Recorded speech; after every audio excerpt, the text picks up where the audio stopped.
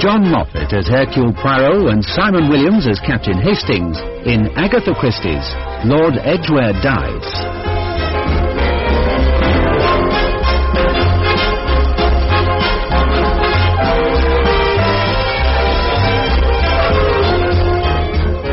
Oh, yes!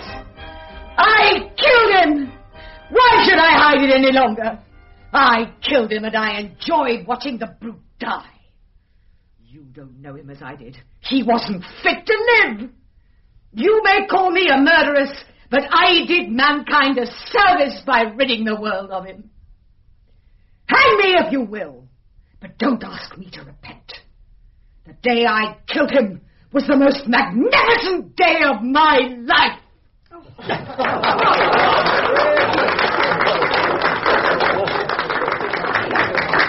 Oh, didn't I tell you she was amazing, Poirot? Quite uncanny. The voice, the face, the whole Jane Wilkinson manner to a T. The way she threw back her hair at the end, just the way Jane did it in Dark Horizons. Miss Adams is a quite remarkable performer, I agree. And to think you didn't want to come because it was your evening for trimming your moustaches. It was worth the sacrifice. Thank you, Hastings. It wasn't easy getting a table, I can tell you. This is her last night. Her impersonation of Jane Wilkinson was astonishingly convincing, certainly, but so were her garbo and her Lady Astor. Tell me, is there a real Carlotta Adams beneath all this? Oh, she's supposed to be a very sweet, modest, ordinary girl, as far as I know. But do you really think impersonation is the right word, Poirot? She literally becomes all these people with practically nothing in the way of makeup. When she was doing Dark Horizons, it might have been Jane Wilkinson herself. Not quite, my friend. What do you mean? Look over there. Is not that Jane Wilkinson herself? Good Lord, so it is. And the man with her, who has the features of a Greek god. Well, you must know who that is, Poirot. It's Brian Martin. He was her leading man in Forbidden Desires. But I thought that Jane Wilkinson gave up acting when she married Lord Edgware. She did, but now she's given up Lord Edgware and gone back to acting. The marriage can't have lasted more than 2 years, and now she's returning to the West End Theatre. A good thing, if you ask me. She's a magnificent actress. Perhaps. What do you mean, perhaps? If she is the center of the play, if the play is written for her and about her, then she can be, as you say, magnificent. But she can only play herself. She is interested only in herself. Such women go through life in great danger. Danger? Yes, Hastings, danger. Because, you see, a woman like that sees only one thing, herself, and her own forward path. And so, sooner or later, disaster. Well, she seems to be uncommonly interested in you. She hasn't taken her eyes off you for the last couple of minutes. It must be the moustaches. I do believe she's coming over to speak to us. And I do not think that Monsieur Martin is altogether keen on the idea. I believe you are Monsieur Hercule Poirot, am I right? At your service, madame. Monsieur Poirot, I must talk to you. Oh, by all means, madame. Pray, sit down with us. No. I must speak to you privately. I'm sure that Jules can find us a quiet room somewhere where we won't be disturbed. Jane, you can't just whisk Monsieur Poirot off like this. Don't tell me what I can and cannot do, Brian. Just go back to your table and watch the rest of the show. Monsieur Poirot and I are going to have a little talk, aren't we? Of course, madame. You permit that my friend Captain Hastings comes with us?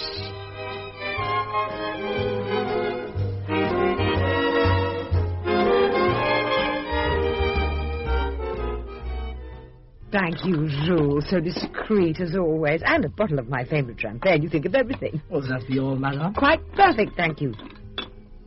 It is so good of you to spare me your time like this, Monsieur Poirot. Tell me, In what way can I be of service to you? Monsieur Poirot, somehow or other, I've just got to get rid of my husband. Oh, madame, getting rid of husbands is not my speciality. Of course, I know that. I do not make investigations for divorce. It is not pretty, ce métier-là.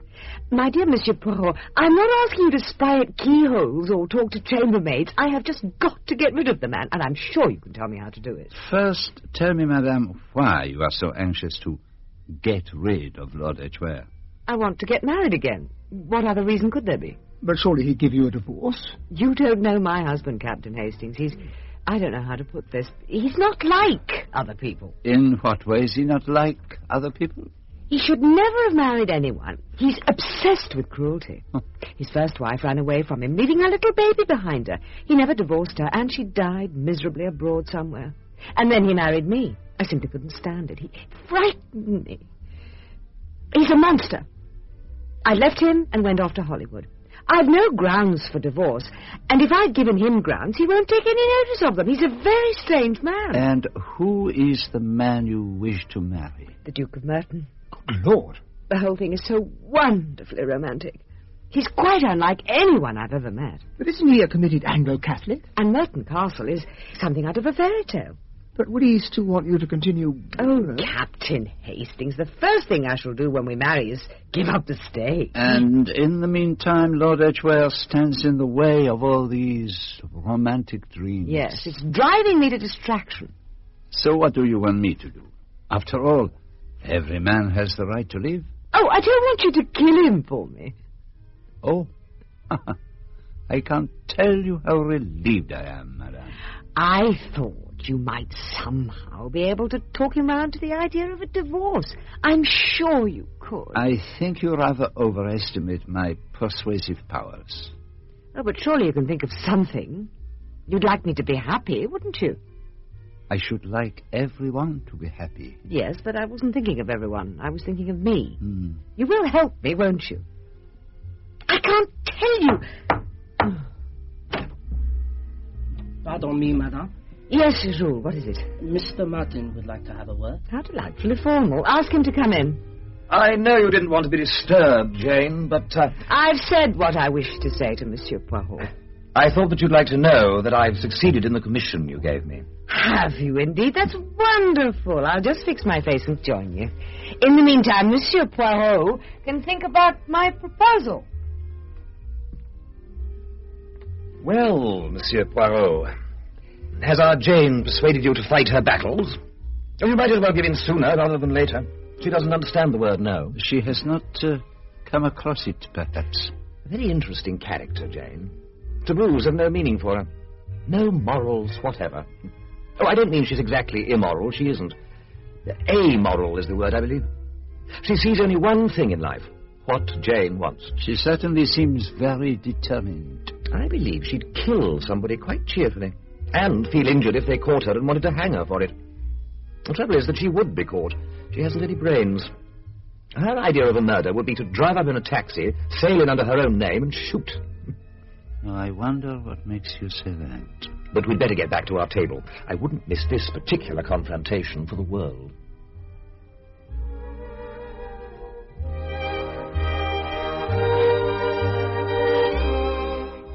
I thought I just had to know you, Miss Adams. It was an utterly fantastic performance. You're very kind, Lady Edgware. If I'd known you were there tonight, I think I'd have died of fright. I don't know when I enjoyed anything so much as I did your show tonight. That's very sweet of you. Oh, I do appreciate you telling me so. You'll join us for supper, won't you? And you as well, Monsieur Poirot. Captain Hastings. I'd love to. No, forgive me, Lady Edgware, but it is long past my bedtime. But you'll do as I asked. I will do what I can. You've got to persuade him. For my sake.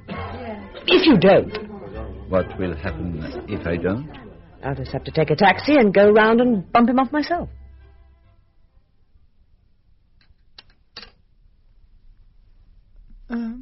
Marmalade?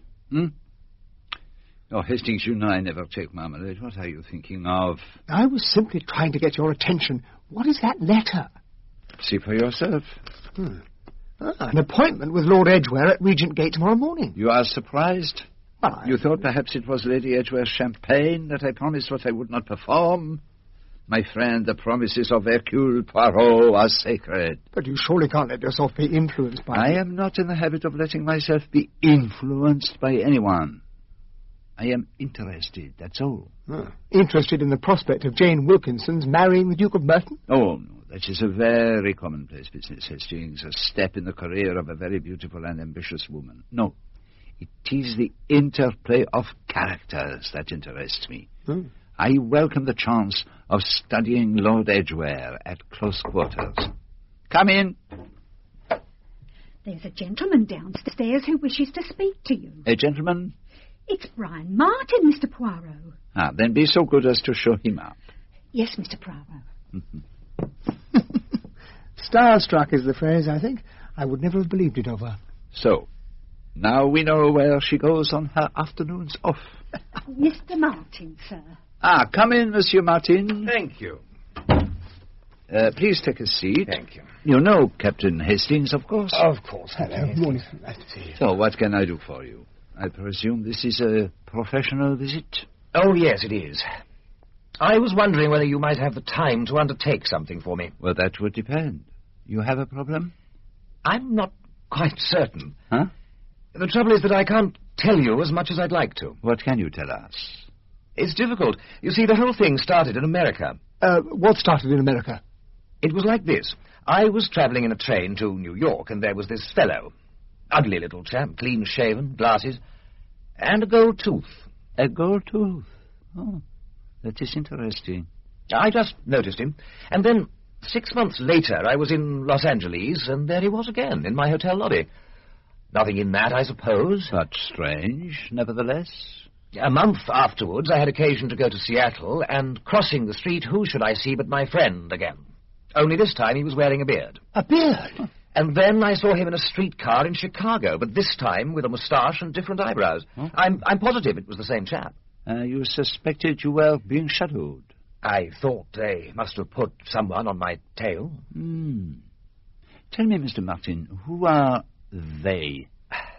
That's the difficulty. I think it's all bound up with something that happened in London about 2 years ago, but I can't tell you about it, not now, you see. And why not? There's a girl concerned in it. I understand. And I would have to get her permission. Then why have you come to me before going to her? Well, I thought if I could tell her that you were interested in the case, then she might... Of course, I understand. Rather a curious affair the other night, wasn't it? Oh, I thought Carlotta Adams was quite delightful. Pretty brave of her to venture into the tigress's den. I was afraid Jane might try to scratch her eyes out. Unfortunately, I got rather taken over by Carlotta's escort. He was the most frightful bore. I think he had a glass or two too much of champagne. He kept on telling me that I reminded him of an old friend of his called Spencer Jones. Oh, that was Ronnie Marsh, Edgware's nephew. Rather a bad hat. Insists on calling Jane Aunt Jane, which doesn't go down very well, as you can imagine. Mind you, Jane must be the most high-handed woman that ever walked the face of the earth. One will stand a great deal from a beautiful woman. You must know her quite well, Mr. Martin, I suppose. I mean, you've acted with her often enough. Yes, I suppose I know her through and through. I can see her killing quite easily. She has the hot temper? Oh, not at all. She's as cool as a cucumber. I mean, if anyone were in her way, she'd just remove them, without a thought. She'd reckon that anyone who interfered with Jane Wilkinson would have to go. You think she would commit murder? You know, I really do. She'd kill as easily as she'd drink her morning tea. I mean it. I can see that you do. I've taken up enough of your time, Monsieur Poirot. Do you think there's a chance of your undertaking this little business of mine? If the lady agrees, that is. Yes, I will undertake it. It interests me. That's extremely kind of you. I knew that I could rely on you. Oh, don't worry. I can find my own way out. Goodbye, Mr. Martin. Goodbye, Captain Hastings. Well, what on earth is all that about? You do not see? Well, he gave us so little to go on. On the contrary, he told us everything. Do not certain ideas suggest themselves to you? Poirot? Of course. I see. This morning? Yes, that would be possible. Yes. We will be there at 12:15. We will be where? At Lord Edgware's house at Regent Gate. He has to go to Paris on business tomorrow, but he could see us for a few minutes this morning. We had better leave straight away. If you would care to wait in the study, gentlemen, I will tell his lordship you are here. Thank you. I'm sure it'll only be a few moments. Ah, mon Dieu, Hastings, what kind of butler is this? He has the face of an Apollo. Well, he bears an uncanny resemblance to Brian Martin, don't you think? You are right. It struck me at once. What a curious collection of books. If books are the key to a man's soul, Lord Edgware must possess a very strange soul indeed. Poirot, who's coming? Good afternoon, gentlemen. Thank you for agreeing to see us so promptly, Lord Edgware. I am familiar, of course, with your name, Monsieur Poirot. Who is not? But I cannot quite understand your position in this matter. I understand that you wish to see me on behalf of my wife. That is so. I understood you were an investigator of crime, Monsieur Poirot. Not only of crime, Lord Edgware. There are other problems. Indeed. And what may this one be? Lady Edgware, as you know, desires a divorce. I'm quite aware of that. Her suggestion was that you and I should discuss the matter. There is nothing to discuss. You refuse to countenance a divorce? Certainly not. She knows that perfectly well. I wrote and told her so 6 months ago. What? You wrote to her? But I understood you were opposed to the principle of divorce. I do not see that my principles are your concern, Monsieur Poirot. It is true that I refused to divorce my first wife. My conscience would not allow me to do so. My second marriage, I will admit frankly, was a mistake. When she suggested a divorce, I refused point blank. 6 months ago, she wrote to me again. I suspect there was somebody she wished to marry, a film actor or something of the sort. My views had, by this time, undergone modification. I wrote to her at Hollywood, telling her so. Why she has sent you to me, I cannot imagine. There is something here I do not understand at all. If it is a question of money, I have no intention of making a financial arrangement. If she wishes to marry another man, I can set her free to do so. But there is no reason why she should receive a penny from me, and she will not do so. There is no question of any financial arrangement. Oh, she must be marrying a rich man. I still do not understand. May I ask you what special circumstance brought about your change of mind over the divorce, Lord Edgware? Now, that surely is my own business, Monsieur Poirot. I don't see why I should discuss it with you. Shall we say that gradually I perceived the advantage of severing what I considered, you will forgive my plain speaking, a degrading association. My second marriage was, as I have said, a mistake. Your wife says the same. Does she? Well, if that is all, gentlemen, I must make preparations for my journey to Paris tomorrow. Of course. Of course. They are selling the Mistival collection, and there is one statuette I particularly wish to acquire. Love chastised by death. A particularly macabre subject.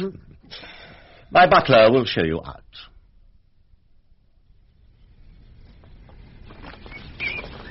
Very nasty piece of work, the fourth Baron Edgware. Did you see the way he looked at us as we left? No, mon ami, I did not. Insane with rage, like something out of Dante's Inferno. I fancy he is very near the border of madness. I should imagine that he practices many curious vices. No wonder his wives left him. As you say. Did you notice the girl as we came out who was standing in the doorway in the hall? A dark girl with a very pale face. Yes, I saw her. She looked very frightened and unhappy. Who do you suppose she was? I imagine she must be his daughter by his first wife. That house must be a gloomy place for a young girl. I wonder how she stands it. Oh, indeed, mon ami. So, what's the next step? I do not know, Hastings. For once in my life, I simply cannot understand what is behind all this. We had better tell her ladyship the good news. I wonder how she will take it. But that's impossible. He can't have written to me. That is what he says, madame. I have no reason to doubt that he is telling the truth. Where did he say he wrote to? Hollywood, also, he says. It must have gone astray. I never got it. And to think it's been driving me crazy all these months. You didn't tell him anything about the Duke of Merton? Not a word, madame. He wouldn't be so willing to give me a divorce if he knew about Merton. I must say, though, I can't imagine what could have made him change his mind. It puzzles you? Oh, it does. But what does it matter as long as he's changed it? I'm free. Not yet, madame. Well, going to be free. Merton's in Paris. I must ring him and tell him. His mother will be furious. Well, I am glad that everything is working out for you, madame. Monsieur Poirot, I can't tell you how grateful I am. I did nothing. You brought me the good news. That's what counts.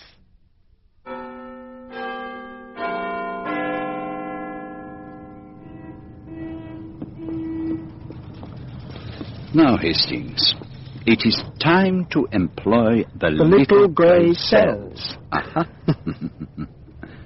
Now, there are 4 possible explanations, but not one of them is satisfactory. 4.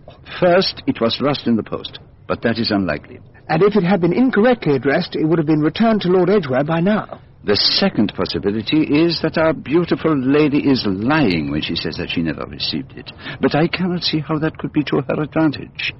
If she knows he will divorce her, why send me to ask him to do so? It does not make sense. And the next explanation? Lord Edgware is lying. But I do not see any point in such a lie. Why invent a fictitious letter? That does not make sense either. And the fourth explanation is that someone must have suppressed the letter. Exactly so, Hastings. And that is the only possible explanation. Someone did not want that marriage dissolved. Oh, I would give a great deal to know what is behind this affair. There is something of which as yet I have been able only to catch a glimpse.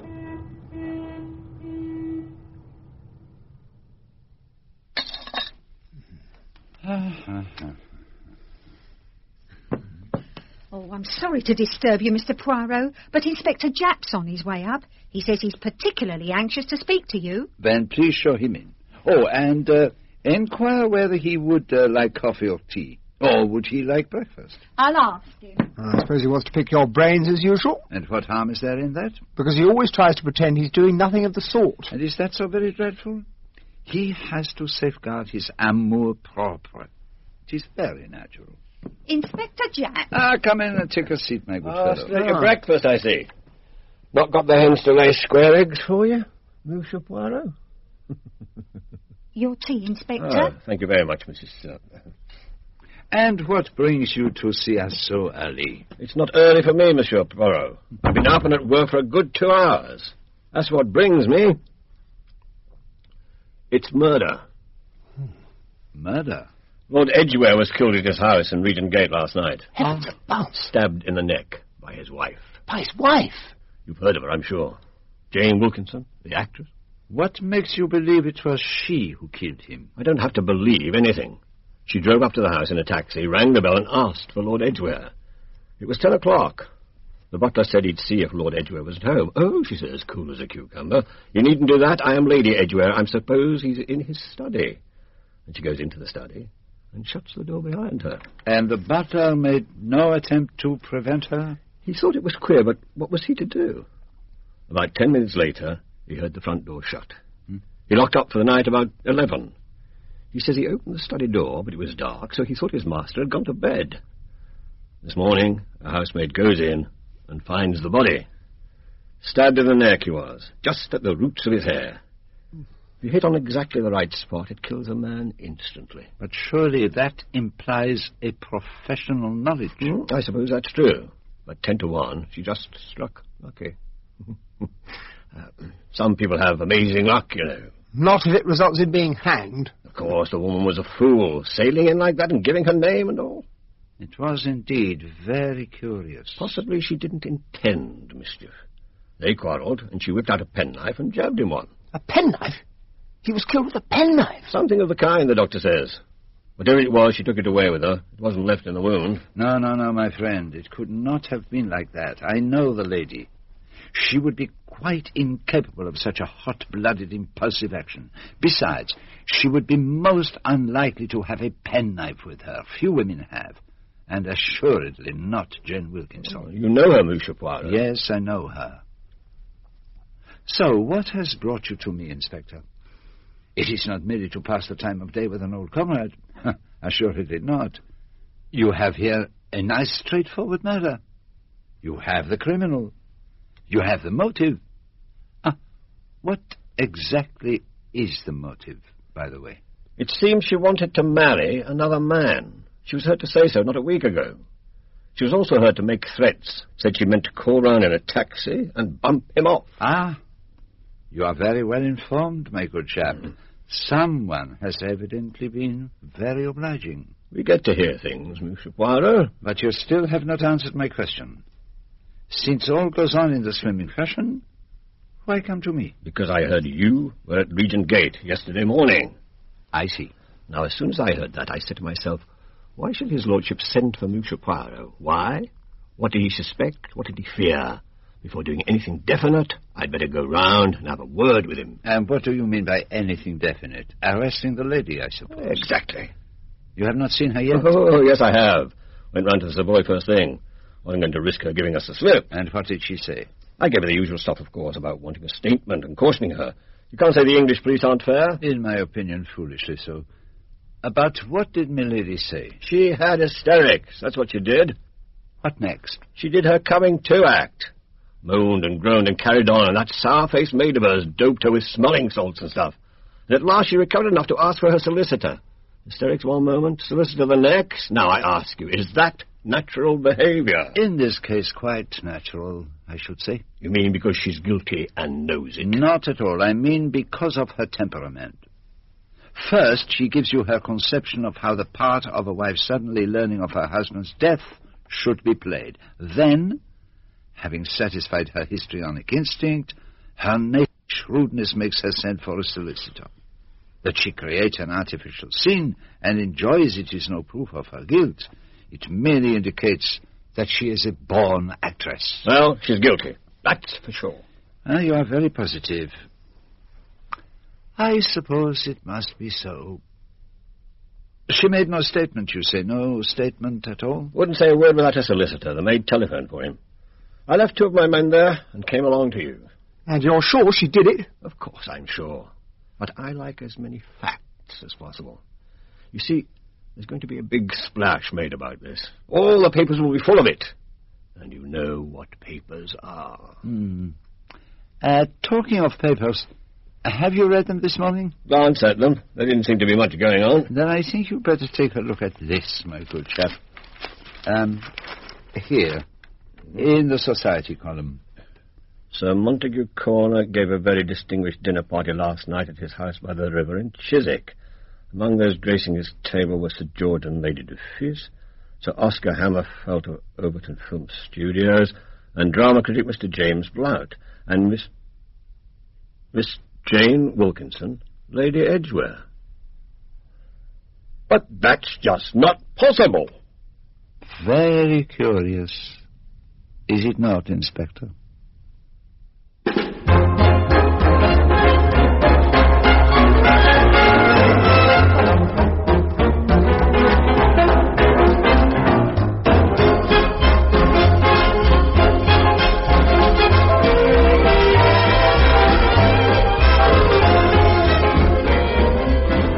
As quickly as I could, Monsieur Poirot.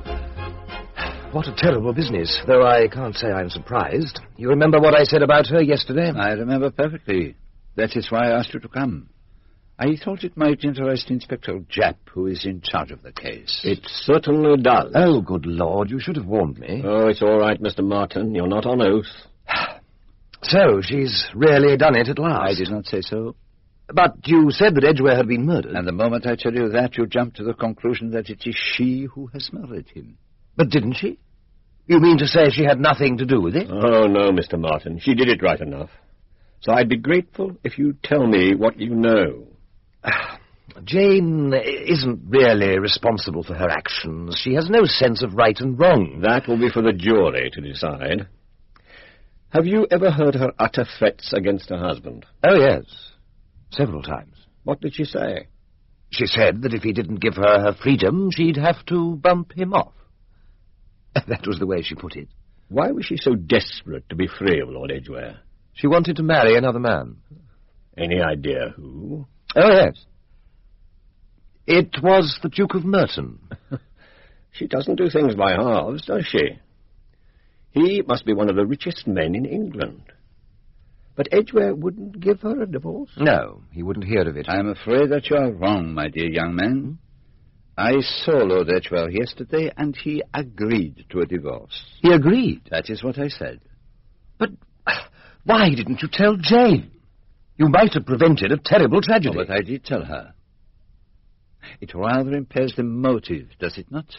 And there is something else that you should know. According to this morning's paper, at the time of the murder, she was dining with Sir Montague Corner at his house in Chiswick. Oh, they generally print those things in advance. That won't help her. Jane didn't go to that dinner. How do you know, Mr. Martin? Someone told me. I forget who it was. But you would surely agree that the case against Jane Wilkinson revolts the intelligence. It doesn't revolt mine. Here is a lady who wishes to get rid of her husband. So how does she go about it? She tells everybody that she is thinking of killing him. She then goes round to his house, tells the butler who she is, stabs her husband, and goes away. What do you call that? It was a bit foolish, I admit. Foolish? It is imbecile. Well, if criminals lose their heads and make it easy for us, I'm not going to complain. I must go to the Savoy. My men are holding Lady Edgware there. May Hastings and I come with you? I've never been able to prevent you before. Monsieur Poirot! Captain Hastings, how good of you both to come along. Tell me, Captain, what do you think? What do I think? Of the hat. Oh. No, I can see you don't like it. Let's try another one, Ellis. This one, madam. No, I hate black. I never wear it. Let's try that one. I'm so glad you're both here. The police seem to think that somehow or other I bumped off George while I was having dinner with Monty Corner. Idiotic, isn't it? Could you tell us exactly what did happen last night, Lady Edgware? The dinner was at 8:30. I dropped in at the Piccadilly Palace to say goodbye to a friend of mine who was leaving for the States, Mrs. Van Dusen. Mrs. Van Dusen. No, Alice, this one is a disaster. No. I must have got to Monty's at around 9. And what time did you leave? About 11:30. You came straight back here? Yes. And you didn't leave the dinner party at any time? Well, as it happens... You did leave it? There was a telephone call while I was at dinner. Who called you? I haven't the faintest idea. I presume it was some sort of hoax. Someone said, "Is that Lady Edgware?" And I said, "That's right," and whoever it was laughed and rang off. And how long were you away from the dinner table? About a minute and a half. Hardly time for me to drive all the way across London and bump off George. Why don't you ring up Monty? He'll confirm what I say. That's exactly what I intend to do, this very moment, Lady Edgware. What a stupid oath. It's just as well I changed my mind about that party. How do you mean, madame, you changed your mind? I had the most frightful headache yesterday afternoon. I thought I'd give it a miss. And did you say so to anyone? I expect I did. There was quite a crowd of us having tea. And what made you change your mind? Ellis did. Didn't you, Ellis? I said that Sir Montague was too influential a person to turn down. He's in a position to pull a lot of financial strings where her ladyship is concerned. Of course, when I marry Merton, I'll be through with all that sort of thing. Nevertheless, I think you should be very grateful to Ellis. Oh, I am. God knows where I'd be if I hadn't gone. Unless 14 people are lying, she didn't do it. Wouldn't you say that was moderately conclusive? I thought it was going to be some kind of put-up job. Who else would want to kill Edgware? She's the only person who's got the ghost of a motive. A ghost that has been laid, Inspector. I thought the people she'd get to confirm her alibi would be the usual theatrical crowd, and you know what value I would put on that. But the people at that dinner party were all pretty big guns, none of them close friends of hers. They say she was there all the time, and they all confirm the business of the telephone call to the letter. Was it a man or a woman who rang? A woman, I think she said. And what about her getting back to the Savoy? Again, it's exactly as she said. Do we know who comes into the title? A nephew, Captain Marsh. A bit of a black sheep by all accounts. And Edgware's daughter obviously stands to benefit. And has the doctor arrived at a precise time for the death? We'll have to wait for the autopsy. But around 10 o'clock seems reasonable. Edgware was last seen alive just after 9 when he left the dinner table and the butler took him whiskey and soda into the study. At 11 o'clock, when the butler went up to bed, the study light was out, so he presumed he was in bed. He wouldn't have been sitting in the dark. But if it wasn't Lady Edgware who came to the house that night, who the devil was it? And why should the butler and the secretary be so certain it was her? That's precisely what I cannot understand. The butler positively identified her. Admittedly, he's only been there for 6 months. But the secretary's been in Edgware's service for 6 years or more. It is indeed very curious. I'm going to Regent Gate now to have a word with them. Would you care to come with me, gentlemen? I'd take my oath it was Lady Edgware, sir. What makes you so certain? She told me her name. And besides, I've seen her picture in the papers. And I've seen her on the stage. And in the cinema. Can you tell us how she was dressed? In black, sir. Black walking dress and a small black hat. A string of pearls and grey gloves. Black, a colour she never wore. Well done, Hastings. Now, how was the lady at Chiswick dressed, Inspector? White taffeta evening dress and ermine wrap. Tell me, how was the front door fastened? Oh, it's a Yale lock. I usually draw the bolts when I go to bed at 11. But last night, Miss Geraldine had gone to the opera, so I left it unbolted. And how was it this morning when you came down? It was bolted, sir. I heard Miss Geraldine come in at about 1 o'clock. So the door could not be opened without a key. How many keys were there? I'm not certain, sir. There was his lordship's, of course, and there was a key in the hall drawer, which Miss Geraldine took with her last night. I think that'll be all for the present. Can you tell the secretary, what's her name? Miss Carroll, sir. Could you tell Miss Carroll we'd like to have a word with her? Of course I'm sure it was her. I saw her. Where were you, mademoiselle? On the stairs, looking down. And you are positive you are not mistaken? Absolutely certain. Her features are quite unmistakable, and it was her voice. According to the butler, there were 2 keys to the front door, Lord Edgware's and a key that was kept in the hall drawer. Were there any others? I don't have one. I always ring when I come. But there was another key that belonged to Captain Marsh. Did Captain Marsh come to the house very often? Not for the last 3 years. And why was that? I believe he'd quarrelled with his uncle. Can you tell us what about? I don't listen to gossip, Inspector. We are investigating a murder, Miss Carroll. Captain Marsh was careless with money. I believe he'd got into debt. And there was some other trouble. I don't know exactly what. Whatever it was, Lord Edgware forbade the captain the house. That's all I know. Thank you, Miss Carroll. If you've finished with me, I would like to go downstairs to the study. We'll follow you down, Miss Carroll. I'd like to show Monsieur Poirot the scene of the crime. Hastings, a little minute. I will go down with the inspector. Watch until we have gone into the study, and then join us there. Whatever you say. As I told you, there's nothing very much in the way of clues. Not the kind you find in detective stories. No footprints, no ladies' gloves, no traces of lingering perfume. Real life is not very obliging. I did what you asked, Poirot. Ah, and what did you see? What was I supposed to see? Did you notice, for instance, the rose I was carrying between my teeth? You'll be the death of me, Poirot. Are you thinking of going on as Carmen at Covent Garden? You didn't notice it, Hastings? No, I couldn't see your face from where I was standing. Ah. Miss Carroll? Yes, what is it? You said you were standing on the stairs when you saw Lady Edgware go along the hall to the study. Yes, that's right. And you saw her face distinctly. Well, that's what I said. But you could not have seen her face from where you were standing. But what does it matter? I heard her voice. I saw her walk down the hall. Of course it was Lady Edgware. She's got a point, you know, Poirot. She heard her voice. She recognized the way she walked. 2 of the most characteristic things about a person. Exactly so, Hastings. And therefore they are the most easily counterfeited. Do you recollect that only a few nights ago we were watching... Carlotta Adams impersonating Jane Wilkinson. Surely that would be too much of a coincidence. Well, that depends how you look at it, my friend. Regarded from a different angle, it would be no coincidence at all. Oh, you're letting your imagination run away with you. Why on earth should Carlotta Adams want to kill Lord Edgware? She didn't even know him. How do you know that? But that was not what I was thinking. Let us put a few facts together. Come, we will sit upon that bench.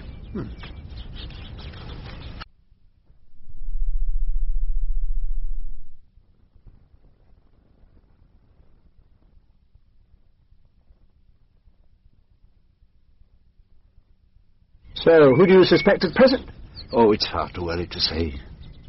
One must go into the question of who had a motive for wishing her dead. Well, there is, of course, the nephew who inherits. Little obvious, perhaps. And then there is the question of enemies. I imagine there are quite a number of those.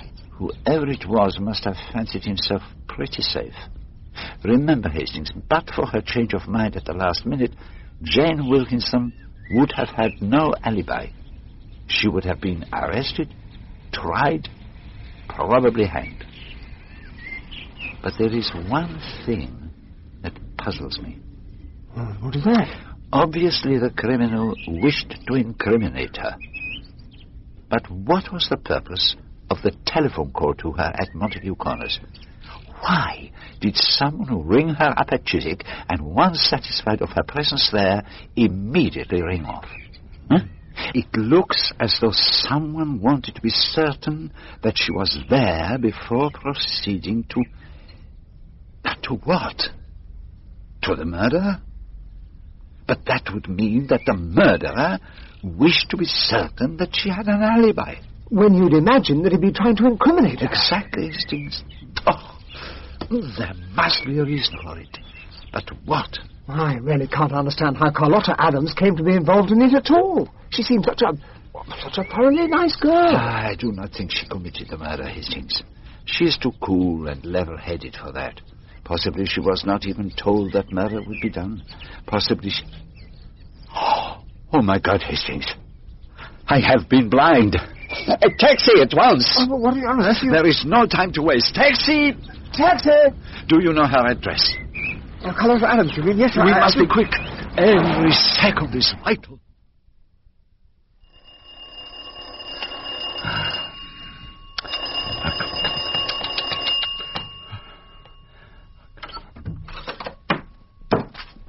Yes? What can I do for you? Miss Carlotta Adams lives here. Can we speak with her? But you haven't heard. Heard what?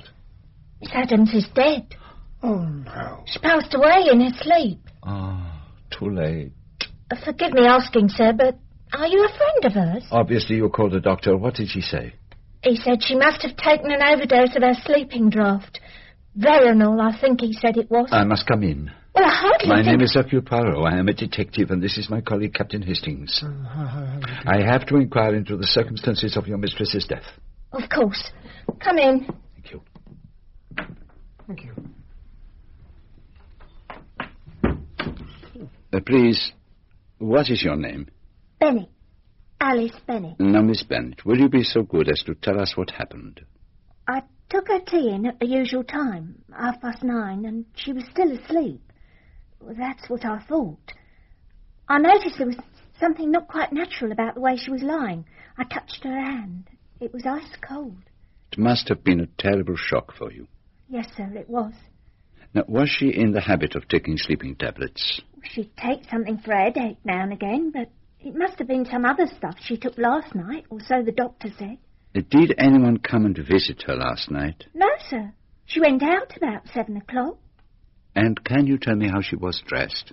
She was wearing a black dress, sir, and a black hat. Mm-hmm. And did she wear any jewellery? Just the string of pearls she always wore. And gloves? Grey gloves? Yes, sir. Her gloves were grey. And can you tell me what her manner was when she went out? Was she excited, nervous? I can tell you one thing. She was smiling to herself as though she was pleased with something. What time did she return? A little after 12 o'clock. And what was her manner then? She was terribly tired, but I could tell she was pleased about something. She started to ring someone up on the telephone, and then she said she couldn't be bothered. She'd do it in the morning. Ah. And did you hear the name of the person she rang up? No, sir. But it was a Victoria number, I remember that. Now, tell me, this little attaché case, did Miss Adams take it out with her last night? She took it out in the morning. She didn't have it when she came back at tea time, but she brought it back last night. Ah, that is very interesting. You permit that I open it? Certainly, sir.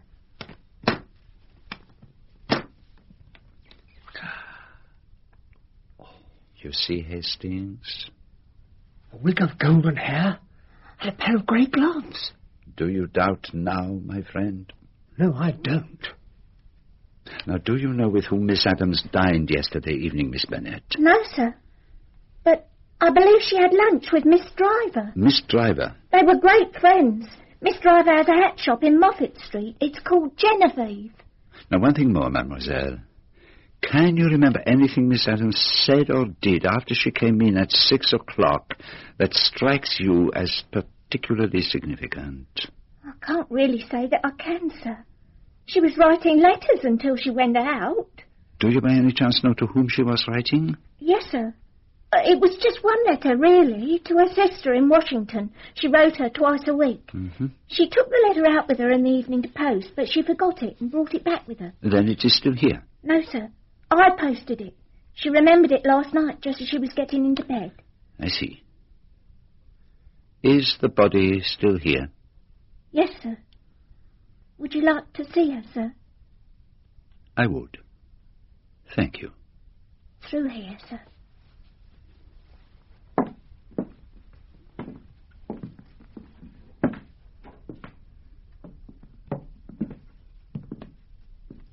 There she is. Beautiful, isn't she? As if she didn't have a care in the world. I make a vow, Hastings. I will bring the killer to justice. Well, there is one thing off my mind at least. I could not have saved her. By the time I heard of Lord Edgware's murder, she was already dead. Yes, that comforts me a little. Miss Bennet? Yes, sir. I would be greatly obliged if you would give me the name and address of the doctor you summoned. Dr. Heath, 17 Carlisle Street. It's such a stupid waste. I suppose these theatre girls think it's fashionable to take drugs. She was an addict, you think? It doesn't look like it. There were no marks of a needle. I don't suppose she took Veronal every night, but she'd evidently been on it for some time. What makes you think so? I found this little box among her things. Quite an expensive little trinket. Gold with her initials in rubies. And full of Veronal. Do you see what's written inside? C.A. from D. Paris, November the 10th. Sweet dreams. November the 10th. Exactly. And we're now in June. That seems to show that she'd been in the habit of taking the stuff for at least 6 months. Paris. D. I suppose you want to know if it's suicide. Well, I can't tell you. Nobody can. It looks like an accident, and in my opinion, that's what it is. Veronal's tricky stuff.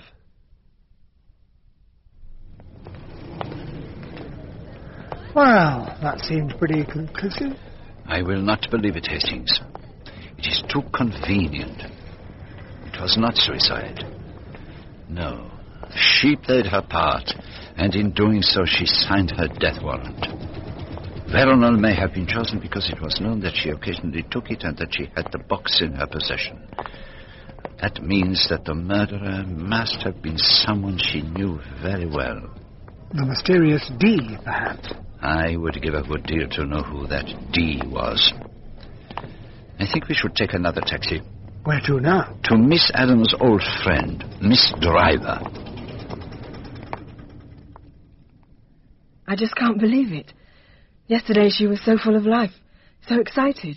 Can you tell us why, mademoiselle? Well, she wouldn't tell me anything definite.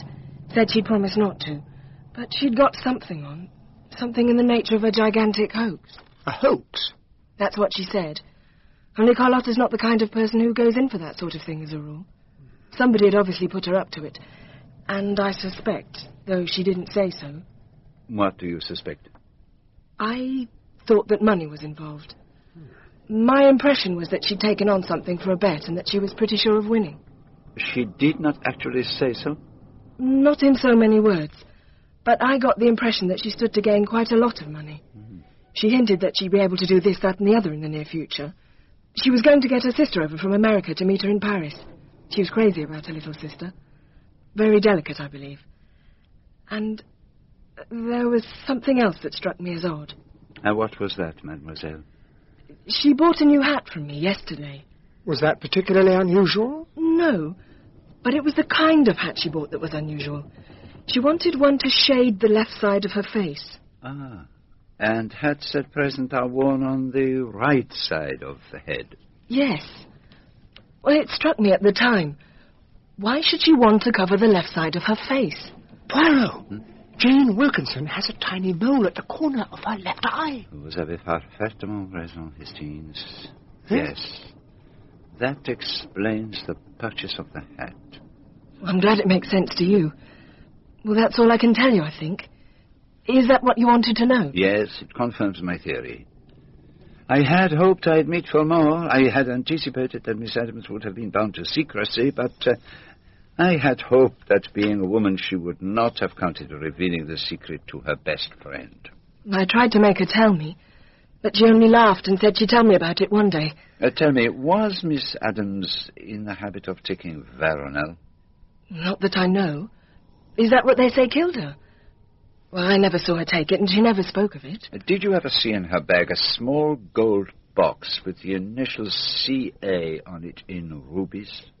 No, never. It sounds pretty flashy. Carlotta didn't go in for flashy things. Do you happen to know where Miss Adams was last November?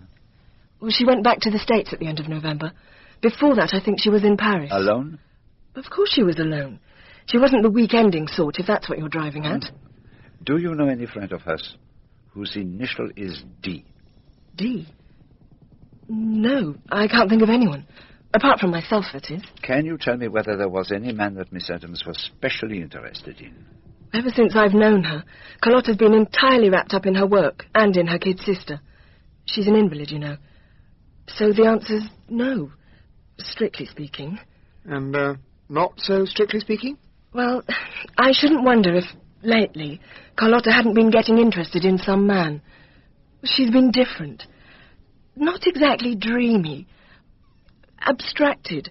I can't explain. It's the sort of thing another woman just feels. And, of course, may be quite wrong about. Do you happen to know whether Miss Adams was acquainted with Brian Martin, the film actor? Oh, it wouldn't have been him. She didn't think much of him. She thought him dreadfully conceited. Oh, she knew him then? She used to know him as a child, I think. But that's all. Does the name of Lord Edgware mean anything to you? The man who was murdered? The same. Do you know if Miss Adams was acquainted with him? I don't think so. I'm sure she wasn't. But... Yes, mademoiselle? Well, she did speak of him once.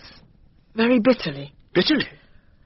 She said that men like that shouldn't be allowed to ruin other people's lives by their cruelty and lack of understanding. She said that he was the kind of man whose death would probably be a good thing for everybody. When did she say this? About a month ago, I think. How did the subject come up? Well, I can't remember. But I thought it was odd that Carlotta should be so vehement when she didn't even know the man. But are you implying that she was somehow mixed up in his murder? It begins to look very likely, mademoiselle. And is that why she's dead? I am certain of it.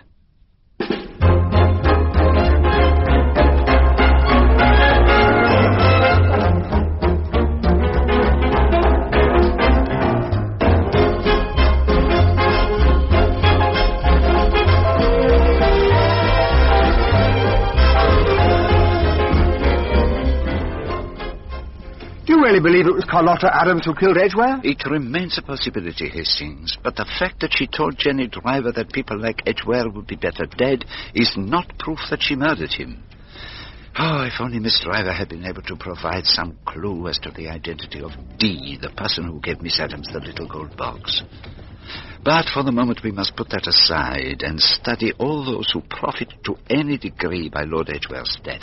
His nephew, his daughter, his wife. And the man his wife wanted to marry. But the Duke of Merton was in Paris. Quite, but you cannot deny that he is an interested party.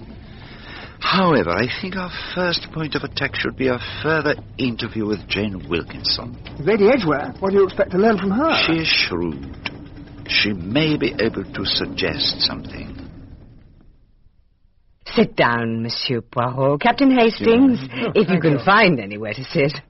I'm sorry about this chaos, but I'm trying out my mourning. Why is it that whenever you come to see me, I'm trying on hats? Ellis, I think we should see what that little one there looks like. Yes, madam. I've had the sweetest telegram from the Duke. From Paris? Of course. Guarded and supposed to be condolences, but I can read between the lines. My felicitations, madame. It all seems to be so miraculous. All my troubles are over. No tiresome business of a divorce. It's almost like an answer to a prayer. I cannot say I look at it quite like that. Somebody killed your husband. Why, of course. Has it not occurred to you to wonder who that someone was? No, I don't like that one. Pass me the one on the chair. Yes, madam. I suppose the police will find out who did it. I, too, am going to make it my business to find out. No, that won't do at all. Makes me look like a vampire bat. Try again, Ellis. Very well. Who do you think might have killed Lord Edgware? I've no idea. Geraldine, I expect. Who's Geraldine? Dina, Edgware's daughter. That's the one, Ellis. Dignified without being funereal. Just my style. Here's a letter for you, delivered by hand. Oh, thank you, Hastings. Well, what is it you say? Talk of the devil? How do you mean? See for yourself. Dear sir, I believe you came to the house with the inspector from Scotland Yard. I'm sorry not to have had the opportunity of speaking to you. I should be most obliged if you could spare me a few minutes this afternoon. Yours truly, Geraldine Marsh. Quite a coincidence, don't you think? Oh, I must say, I thought Jane Wilkinson's idea that Geraldine was the murderer was positively brainless. Oh, brains. What do you really mean by that term? The lovely Lady Edgware, she does not know history, nor geography, nor the classics. But when it comes to choosing clothes, to making rich and advantageous marriages, her success is phenomenal. Her opinion could be useful because she is utterly materialistic, and it would be based on the worst side of human nature.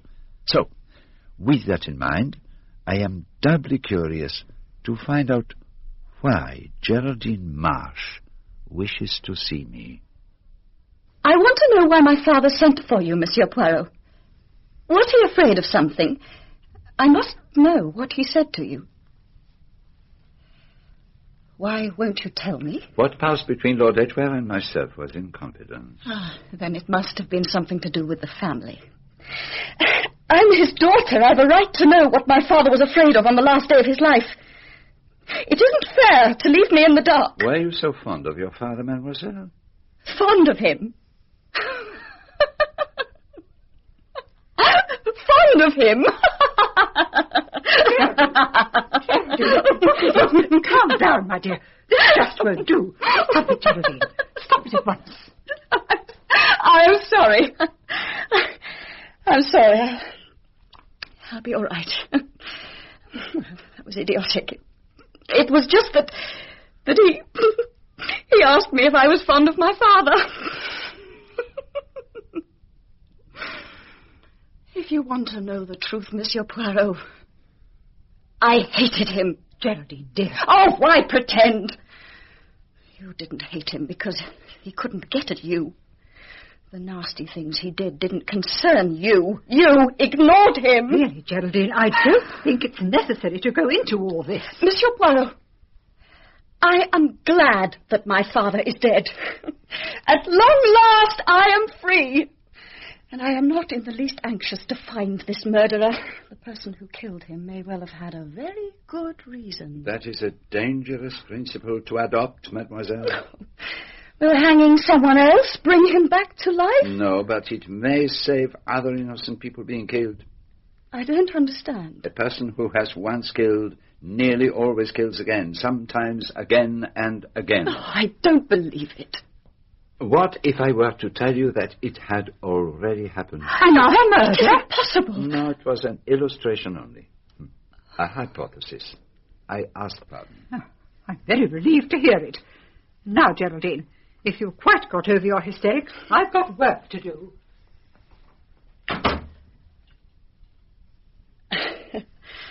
I am sorry. I have been making rather a fool of myself. Do you still refuse to tell me why my father called you in? You misunderstand, mademoiselle. Your father did not call me in. I sought an interview with him on behalf of a client. That client was Lady Edgware. Oh, I see. Forgive me. I thought that my father had perhaps thought himself in some danger. It was stupid. Sorry, I didn't realize you had company. It's all right, Ronald. You're not interrupting. This is Monsieur Poirot. My cousin, Ronald Marsh. I suppose I should introduce you as Lord Edgware. Give it time to sink in first. Oh, and this is Captain Hastings. Ah, I think we met at Aunt Jane's little supper party. Oh, that's so. I suspect I was a little the worse for wear. You will forgive me, Monsieur Poirot. I would like to go to my room now. Well, this has been rather upsetting for me. I need to lie down. Yeah, goodbye, Miss Marsh. Rum thing, life. Kicked out one day, lord of the manor the next. My late lamented uncle threw me out, 3 years ago. But I expect you heard all about that. Something, yes. Can I offer you a drink? No, thank you. Captain Hastings? Not for me, thanks. You won't mind if I indulge, I'm sure. There's not much doubt about this one, is there? I'm surprised they haven't carted Aunt Jane off by now. She happens to have a perfectly sound alibi. How could she? Perhaps you do not know that Lady Edgware was at a party in Chiswick last night at the time of the murder. So, she went to the corners after all. She spent all afternoon declaring that nothing would make her go, and off she goes. When planning a murder, never depend on a woman doing what she says she'll do. So, who's your top suspect? The wicked ne'er-do-well nephew? Well, I'll give you a piece of valuable information. I called to see my uncle yesterday morning, and I'm sure you can guess why. To ask for money. And I'm sure you can guess his reaction. He threw you out? 10 out of 10. So I imagine your thoughts would go something like this. Guilt is to be thrown by the wicked nephew on the hated aunt by marriage. Nephew, celebrated at one time for acting the female parts at OUDS, does his supreme histrionic effort. He turns up here in a fair wig and a Paris hat. In a girlish voice, he announces himself as Lady Edgware and sidles past the butler with mincing steps. No suspicions are aroused. "Jane," cries my fond uncle. "George," I squeak. I fling my arms about his neck and neatly insert the penknife. The next details are purely medical, and they can be omitted. Exit the spurious lady, and so to bed at the end of a good day's work. Works out well, doesn't it? But I'm afraid I'm going to disappoint you. I have been leading you up the garden path. For now, Monsieur Poirot, we come to the alibi. I always find alibis very enjoyable. And this is a particularly good one. 3 witnesses, no less. Mr. and Mrs. and Miss Dortheimer. Extremely rich and extremely musical. They have a box at Covent Garden. Into that box they invite young men with prospects. Do I like opera? Frankly, no. But I enjoy the excellent dinner in Grosvenor Square first, and I also enjoy an excellent supper somewhere else afterwards, even if I do have to dance with Rachel Dortheimer and have a stiff arm for days afterwards. So you see, Monsieur Poirot, there you are. When Uncle's lifeblood is flowing away, I am whispering sweet nothings into diamond-encrusted ears of the fair Rachel in her box at Covent Garden. I hope I haven't bored you. I can assure you I have not been bored. But there is a question I would like to ask you. Delighted. Ask away. How long have you known Carlotta Adams? Why on earth do you want to know? I'm curious, that's all. About a year. I got to know her when she gave her first show. You knew her well? Oh, pretty well. She's not the sort of girl you ever get to know frightfully well. But you liked her? Yes, I like her very much. Then you will be sorry to hear that she is dead. What? She can't be. I'm afraid it is true. But what happened? She took an overdose of Veronal. Poor kid. How frightfully sad. She was getting on so well. I'm more sorry than I can say. I, too, am sorry. I do not like to see youth deprived of the right to live. Monsieur Poirot. Miss Carroll, what can I do for you? I'd like a word with you, if I may. Could you come in here? Oh, certainly, mademoiselle. Come, Hastings. Righto. Excuse us. Of course.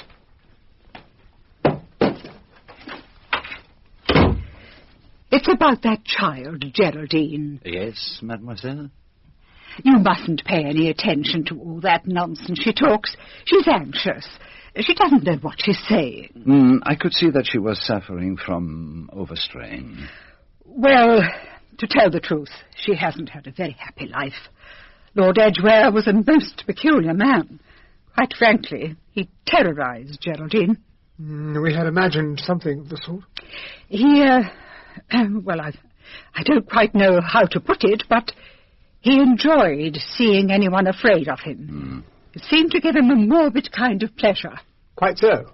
He was an extremely well-read man, and a man of considerable intellect. But I'm not really surprised his wife left him. Jane Wilkinson, I mean. I didn't approve of her mind, but in marrying Lord Edgware, she got all and more than she deserved. Huh? Well, she left him, and no bones broken, as they say, but Geraldine couldn't leave him. I shouldn't have mentioned all this, Monsieur Poirot, if it hadn't been for that very foolish outburst of Geraldine's just now.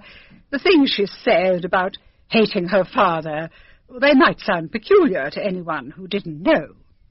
Merci, mademoiselle. Did Lord Edgware ever think of marrying for a third time? Well, how could he? His wife was alive. But by giving her her freedom, he would have been free himself. I should think he'd had enough trouble with two wives as it was. So you think there would have been no question of a third marriage? There was no one? I think, mademoiselle. No one? I cannot understand why you keep harping on the point. Of course there was no one. Why were you so concerned about Edgware's marrying again? I don't see the point of it. I have been searching in my mind for something to explain his sudden volte-face regarding the matter of a divorce. There is something curious there, my friend. Yes, it is rather odd. If he had met someone he desired to marry, it would have accounted for it. Miss Carroll turned down the idea very decisively. She was perhaps a little too decisive. What reason could she possibly have for lying about it? None. But it is difficult to trust her evidence. I can't see why you think she should be lying. She looks a very upright person. That's just it. Between the deliberate falsehood and the disinterested inaccuracy, it is very hard to tell sometimes. What do you mean? To deceive deliberately, that is one thing. But to be so sure of your facts, of your ideas, and their essential truth, that the details do not matter, that, my friend, is a special characteristic of particularly honest persons. Already, mark you, she has told us one lie. She said she saw Jane Wilkinson's face when she could not possibly have done so. Exact details have no importance for her. She knows. And so she answers questions in the light of her knowledge, not by reason of remembered facts. The positive witness should always be treated with suspicion, my friend. The uncertain witness who doesn't remember, isn't sure, will think a minute. Yes, that's how it was, is infinitely more to be depended on. Dear me, Poirot, you upset all my preconceived ideas about witnesses. What was your impression of the Honourable Geraldine Hastings? I was sorry for her. I'm genuinely sorry for her. Yes, she has not had a happy life. That is very clearly written on her face. At any rate, you realise how preposterous Jane Wilkinson's suggestion was that she should have anything to do with the crime, I mean. Doubtless her alibi is satisfactory, but Japp has not yet communicated it to me. Do you mean to say that even after seeing her and talking to her, you're still not satisfied? But what is the result of seeing and talking to her? We perceive that she has passed through great unhappiness. She admits that she hated her father, and is glad that he is dead. And she is deeply uneasy about what he may have said to us yesterday morning. And after that, you suggest no alibi is necessary? Her frankness proves her innocence. Oh. What I so value about you, Hastings, is that you are the personification of the normal mind. How do you mean? When the criminal sets out to do a crime, his first effort is to deceive. And he seeks to deceive the normal mind. Your reactions, Hastings, are exemplary. As in a mirror, I can see reflected in your mind exactly what the criminal expects me to believe. You are invaluable. Well, I'm not sure that all this is exactly complimentary. Oh. There are a few questions which concern me. The first is, why did Lord Edgware change his mind on the subject of the divorce? There is no suggestion that he was thinking of taking a new wife. The second question is, what happened to the letter he wrote telling his wife he had no objections to a divorce? To whose interest was it that Lord Edgware and his wife should remain tied together? And the third question is, why did someone telephone to find out if Lady Edgware was at the Corners dinner party in Chiswick? And who was it? Oh, I don't seem to be getting further on any of them. We shall try, my friend. We shall try. This evening, we are going to pay a little call on Sir Montague Corner. It's a great pleasure to make your acquaintance, Monsieur Poirot. Let me introduce you to Mr. and Mrs. Whitburn. Good evening. I've heard so much about you, Monsieur Poirot. And Mr. Donald Ross. Oh, the actor? Just so. I have often admired your work, Mr. Ross. Thank you, Monsieur Poirot. Oh, but I am disturbing your card. Oh, not in the least. We haven't started. Will you and Captain Hastings take coffee? No, thank you. Not me. But I'm sure you won't refuse a glass of cognac. Jenkins, cognac for our guest, if you please. Yes, Sir Montague. I'm sorry to have to bring the subject of murder to such a tranquil atmosphere. Oh, I wouldn't worry about that, Monsieur Poirot. We're all quite fascinated. The inspector's already been here. He came about Jane Wilkinson, I suppose. It was fortunate for that lady that she was here at the time of the murder. Yes, so it seems. I asked her, knowing she was beautiful and talented, and hoping that I might be able to be of use to her. She was thinking of going into management. But it seems that I was fated to be of luck to her in a very different way. Jane's got luck. She's been dying to get rid of Edgware for years. Here's somebody gone and saved her the trouble. She seemed a highly intelligent woman. She made some very perceptive remarks about Greek art. Ah, did she? Edgware was a queer fish, by all accounts. I dare say he had a good few enemies. Which brings me to the object of my visit. Your cognac, sir. Oh, thank you. Lady Edgware was called to the telephone when she was here at dinner. It is about that call that I seek information. Oh, Jenkins is the man to give you that. He took the call. Now, did the person who telephoned ask to speak to Lady Edgware or to Jane Wilkinson? To Lady Edgware, sir. A voice asked if this was Chiswick 43434. I replied that it was. I was asked to hold the line. Another voice then asked if Lady Edgware was dining here. I said that she was. The voice said, "I would like to speak to her, please." I informed her ladyship, who was at the dinner table, and showed her where the phone was. And then? Her ladyship said, "Hello, who's speaking?" Then she said, "Yes, that's right." I was just about to leave her ladyship when she called to me and said that she'd been cut off. She said someone had laughed and hung up the receiver. And was it a man's voice or a woman's? A lady, I think, sir. What kind of voice? High or low? Low, sir. careful and distinct. Thank you. You make an excellent witness. Oh, an excellent cognac too, Sir Montague. No, I doubt whether any of us will forget that evening in a hurry. Did you know we were 13 at table, Monty? Not until we sat down. Maynard rang at the last minute to say he couldn't make it. I hoped no one would notice. I noticed. Was that why you were the first to leave, Mr. Ross? You're the goods, Monsieur Poirot. You really are. So it was Carlotta Adams who went to Regent Gate. Mind you, I don't go along with the notion that someone killed her. You think that Carlotta Adams killed Lord Edgware? I don't see there's much doubt about it. She went there for purposes of her own. Blackmail, probably, since you say there was money in the offing. They had a bit of a dispute. He turned nasty, she turned nasty, and she finished him off. When she got home, she went to pieces. She hadn't meant to murder. So she took an overdose as the easiest way out. And you think that covers all the facts? We've had some odd reports coming in. One of them says a waitress saw someone like Carlotta Adams in Lyon's Corner House in the Strand at 11 o'clock. Oh, how did you come across that? There'd been mention in the papers of the little gold box. It seems the waitress remembered that a lady she had served that evening had such a box in her hand. That may have been the moment she decided she was going to end it all. I'm sure she murdered him. There's no case against anybody else. The two people who stood to gain most were both at the opera when it happened. You mean that Geraldine Marsh was at the opera too? With some people called Carthy West. They saw her home afterwards, so that disposes of her. I only wish I could be so sure. Mind you, there are a few things that don't quite fit in.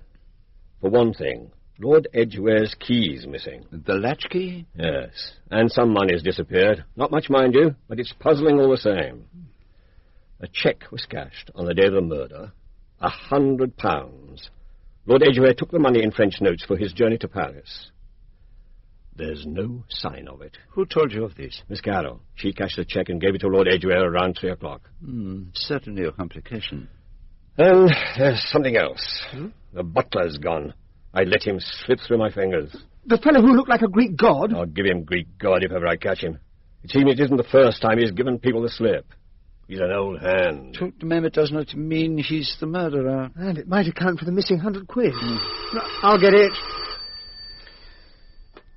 Hello? I'd begun to get on to him, you see. Seeing as he's mixed up with a couple of rather nasty nightclubs. Poirot, it's for you. Brown Martin. Oh, forgive me, Jap. Let me get you a cup of coffee, Inspector. Hello, Mr. Martin.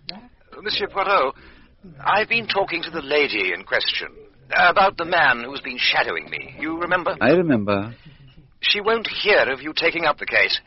I've argued with her, but to no avail, I'm afraid. So we're going to have to let the matter drop. I'm very sorry to have bothered you. It is of no consequence. I expected it. You expected it?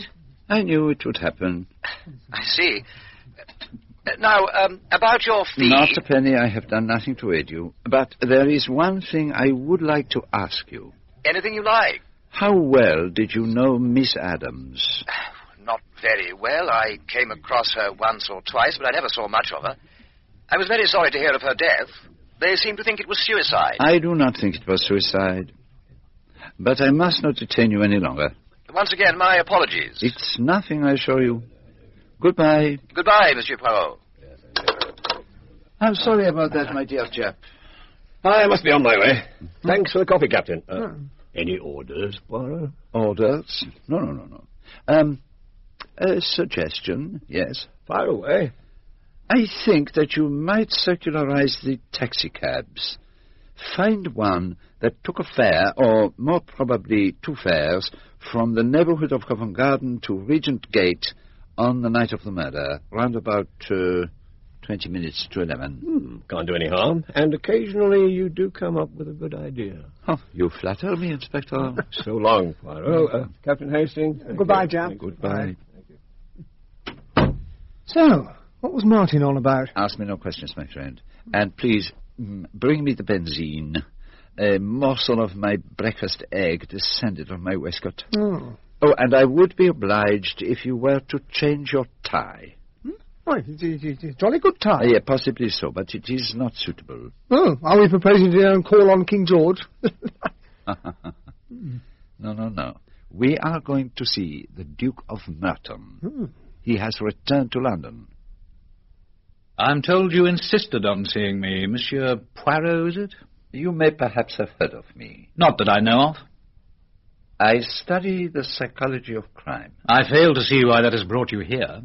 I am at present engaged in investigating the circumstances surrounding the death of Lord Edgware. Indeed, I was not acquainted with him. But you are, I think, acquainted with his wife, Jane Wilkinson? I don't see that that's any of your business. You are aware that she is supposed to have had a strong motive for desiring the death of her husband? I am really not aware of anything of the kind. I should like to ask you, Your Grace, are you shortly going to marry Jane Wilkinson? When I am engaged to marry anyone, the fact will be announced in the newspapers. I consider your question an impertinence. Good morning. Well, that didn't exactly go very well. What did you hope to get out of it? I wanted to know whether he and Jane Wilkinson were really going to marry. But she told you they were. She told me. Oh, can one trust the word of such a woman? Well, the Duke certainly sent you away with a flea in your ear. He gave me the reply he would give to a reporter. But I know exactly how things stand. Oh, yes, Inspector Japp was very anxious to speak to you, Mr. Poirot. He's hit the nail on the head as usual, he said. Oh, in what way have I hit the nail on the head? As luck would have it, he said, one of the first drivers I spoke to came along with the goods, and you were right all along, he said. There is a man behind it all, and he wants you to go over to Scotland Yard straight away. Oh, but that's simply splendid. Isn't that what you wanted, Poirot? Yes, it is what I wanted. Japp is convinced. But I was beginning to build up a very different picture of the murderer. What kind of a picture? Of someone who hated Jane Wilkinson so much as to see her hanged for the murder of her husband. But now, I, Hercule Poirot, am no longer convinced.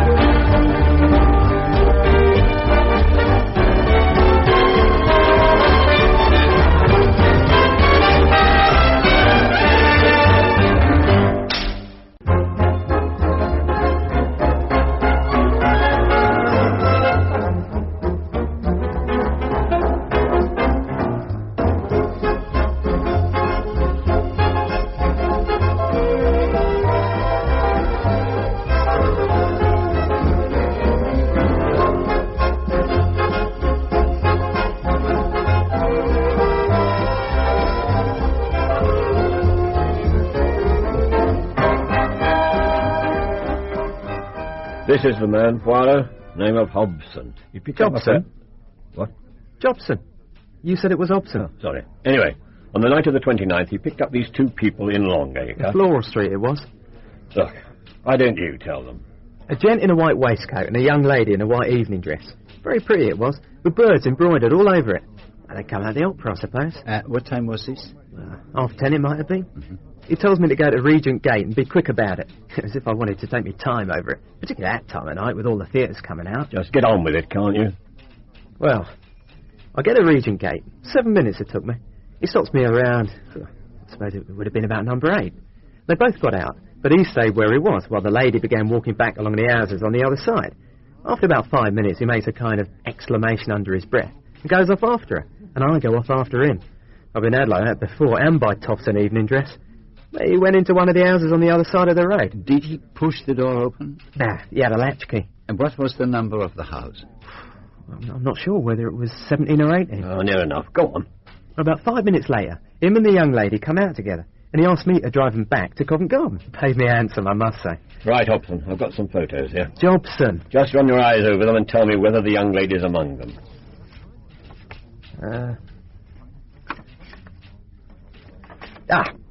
That's her.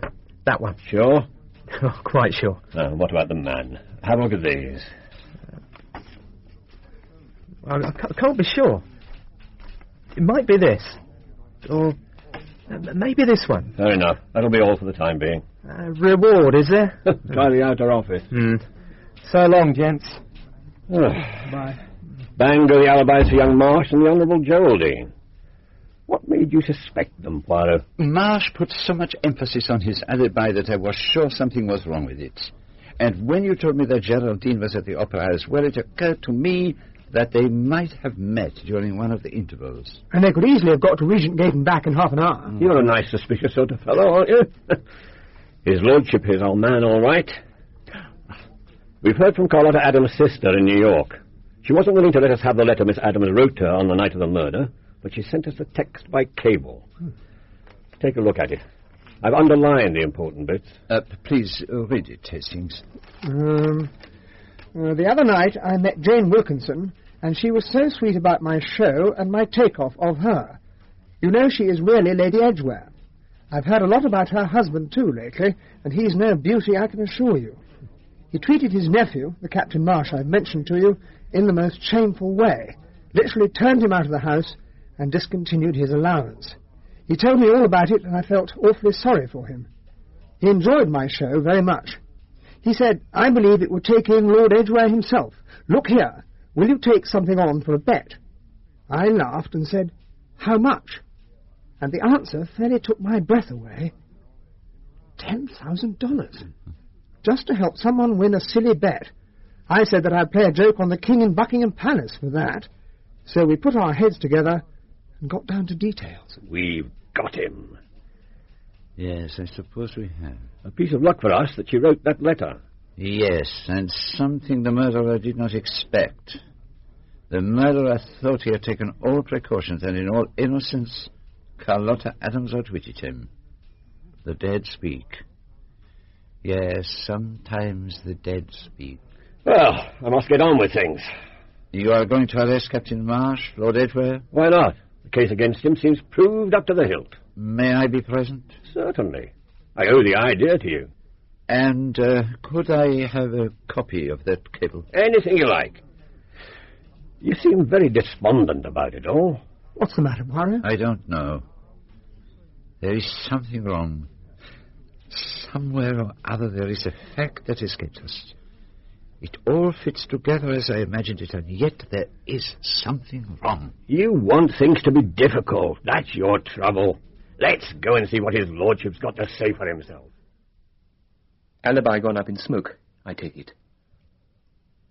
Was it the taxi driver? We know all about your movements on the night of the murder. But do you seriously think that if I was planning a murder, I'd have hailed a taxi and kept the chap waiting outside while I did it? You look doubtful, Monsieur Poirot. It had occurred to me, yes. The truth of the matter is that I was desperate for money. I had to get it by the next day, or the consequences would have been rather nasty. My uncle wouldn't help me, but I told you that. I thought I'd have a shot at borrowing from Dortheimer. That's why I accepted his invitation to the opera. But borrowing from Dortheimer meant marrying his daughter. And I couldn't face that.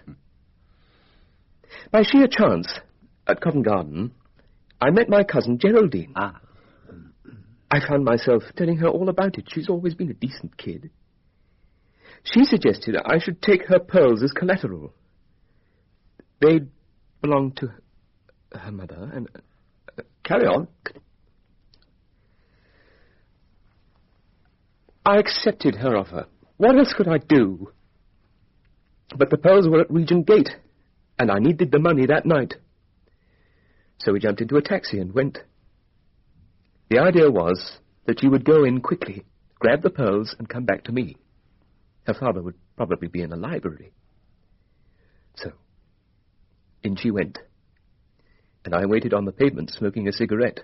And then a man passed by me and went into my uncle's house, number 17. At least that's what I thought, but he was some distance away.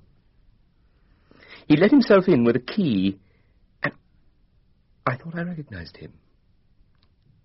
Brian Martin, the film actor. Brian Martin, eh? I thought I'd better see what was going on. I still had my own latchkey, so I let myself into the house.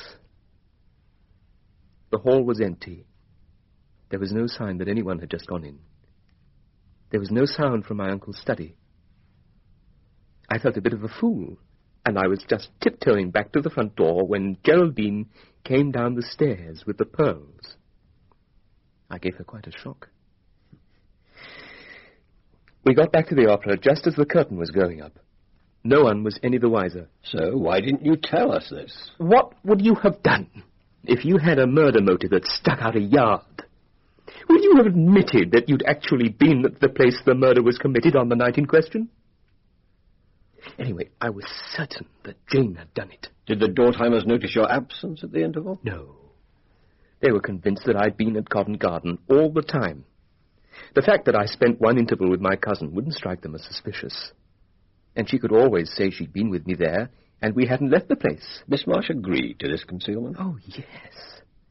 As soon as I heard the news, I got onto her and warned her not to say anything about her excursion here.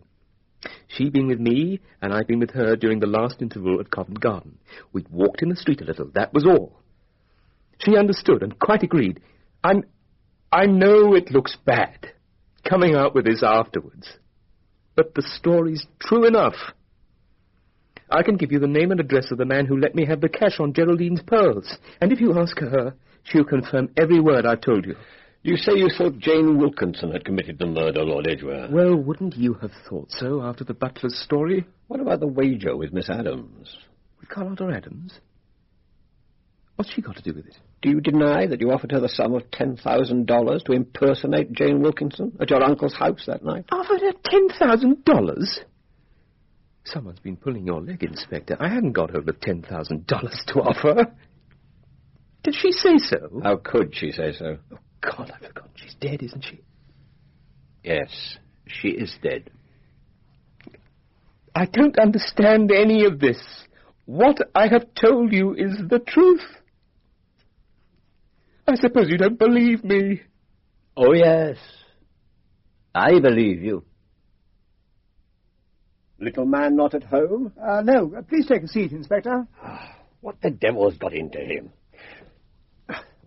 I can tell you, Captain Hastings, you could have knocked me down with a feather when he stepped up to Marsh and said, I believe you.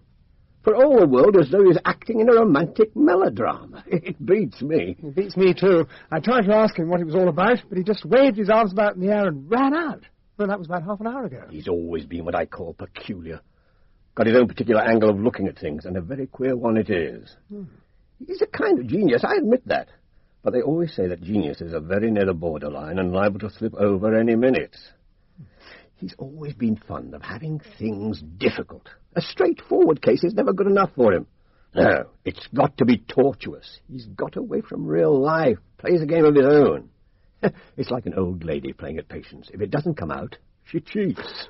Well, it's the other way around with him. If it's coming out too easily, he cheats to make it more difficult. Oh, that's the way I look at it. So you are here, my good chap. I am glad. It was on my mind that I must see you as soon as possible. Was it? We are wrong. It is grievous to admit it, but we have made a mistake. I set you on the wrong trail. I was bound to get there anyway. You got a bit ahead of me, that's all. If harm, if loss of prestige comes to you through listening to my ideas, I shall blame myself bitterly. Don't you worry yourself, Poirot. I'm going all out to get a conviction. If by any chance the third housemaid owns up she did it, well, I'll take my medicine and I won't complain. You led me up the garden. I will say no more. Now, let's get down to brass tacks. I saw the Honourable Geraldine, and her story tallied exactly with his lordship's. They may both be in it together, but it's my opinion he bluffed her. She's 3 parts sweet on him anyway. Took on terribly when I told her he'd been arrested. Poor girl. How did the secretary react, Miss Carroll? Wasn't too surprised, I fancy. Well, what about the pearls? Was that part of the story true? Absolutely. He raised the money on them early the following morning. But I don't think that touches the main argument. As I see it, the plan came into his head when he came across his cousin at the opera. He sees that by involving her, he gains additional security for himself. He plays on her feelings, hints at the pearls. She plays up, and off they go. As soon as she's in the house, he follows her in and goes along to the library. Maybe his lordship has dozed off in his chair. Anyway, In 2 seconds he's done the trick, and he's out again. I don't fancy he meant the girl to catch him in the house. He counted on being found pacing up and down near the taxi. Anyway, the next morning he has to pledge the pearls. He must still seem to be in need of the money. Then, when he hears of the crime, he frightens the girl into concealing their visit to the house. They will say that they spent that interval together at the opera house. Then why did they not do so? Changed his mind, or judged that she wouldn't be able to go through with it. She's a nervous type. Yes, she is a nervous type. Now, it does not strike you that it would have been easier and simpler for Captain Marsh to have left the opera during the interval by himself? To have gone in quietly with his key, killed his uncle, and returned to the opera, instead of having a taxi outside and a nervous girl coming down the stairs any minute who might lose her head and give him away? That's what you and I would have done. But then we're a shade brighter than Captain Ronald Marsh. I am not so sure. He strikes me as intelligent. He doesn't seem very intelligent to me. What about that cock and bull story about seeing someone who looked like Brian Martin, a man who'd never even met Lord Edgware? Brian Martin wasn't even in London that night. He took a young lady to dine at Molesey. They didn't get back to London until after midnight. An actress? No, as a matter of fact, it was Carlotta Adams' friend, Miss Driver. And I think you'll agree her testimony is above suspicion. I am not disputing it, my friend. But there are so many facts still unaccounted for.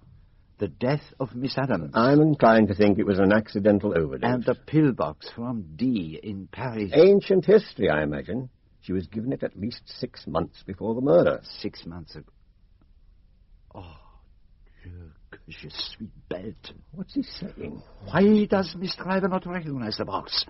Because it had only just been given to Carlotta Adams. November is not the date when it was given to her, but the date of which the box is to be a souvenir. Investigate that, I implore you, my good chap. It was bought probably in Paris. Please, do this for me. Do no harm, I suppose. Can't say I'm very excited about it, but I'll do what I can. I knew that I could count on you.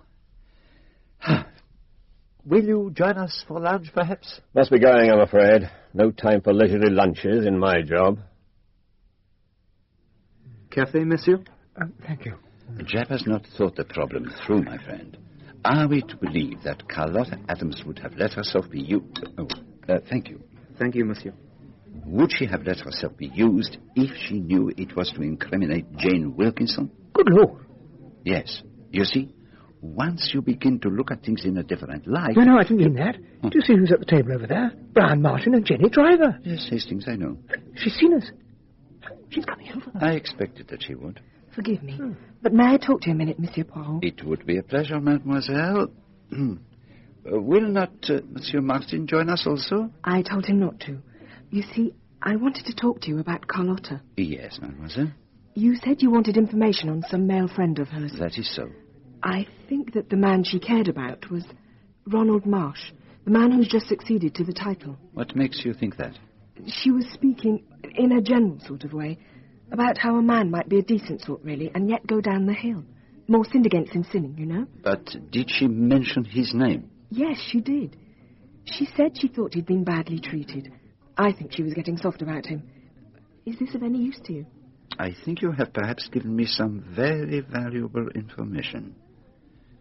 But I take it you have not heard that Ronald Marsh has just been arrested. For the murder? Then my bit of thinking comes rather late in the day. It is never too late. Thank you, mademoiselle. I must be getting back. Give Mr. Martin my best wishes. Au revoir, mademoiselle. Goodbye, Monsieur Poirot. Goodbye. Quite a coincidence. Doesn't that rather shake your belief in Marsh's innocence? No, Hastings. It strengthens it. So what's the next step? There is no next step. We wait. It is the most difficult thing in the world to do, but we must wait. What do we wait for? A letter from America. Well, here's the original letter. My dear Monsieur Poirot, I was much touched by your very kind letter. Apart from my terrible grief, I have been very bewildered by some of the things which have been hinted about Carlotta. She did not take drugs, I'm certain of that. I am enclosing the actual letter, since that is what you requested. I hate parting with her last letter, but I know I can trust you with it. You write so kindly and with such understanding, and you seem to realize what Carlotta and I were to each other. Gratefully yours, Lucy Adams. Well, what do you hope to get out of that? I had to see what she had actually written, because as it stands, that letter is impossible. It seemed to me to be a perfectly ordinary letter. What's impossible about it? As I have reasoned it out, certain things must be. They follow each other with method and order. But the letter does not accord.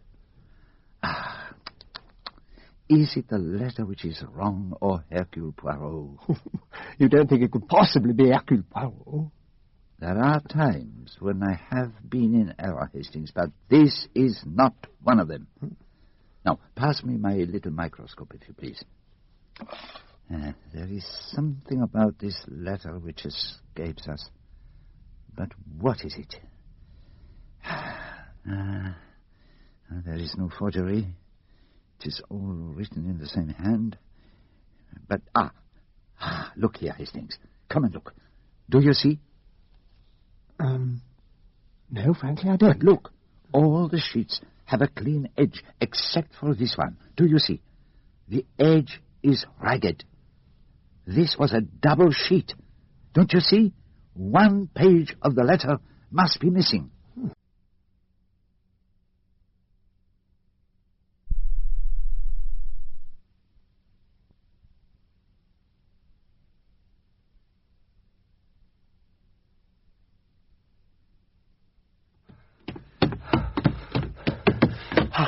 The fourth floor, this is it. Room 412, that's what we are looking for. It's here to the right. God grant that we are in time. This is it, Poirot. The door's open. The phone's still off the hook. Leave it. Try the room through there. Right. Oh, my God. He's dead, Hastings. Stabbed at the base of the skull. In exactly the same manner as Lord Edgware.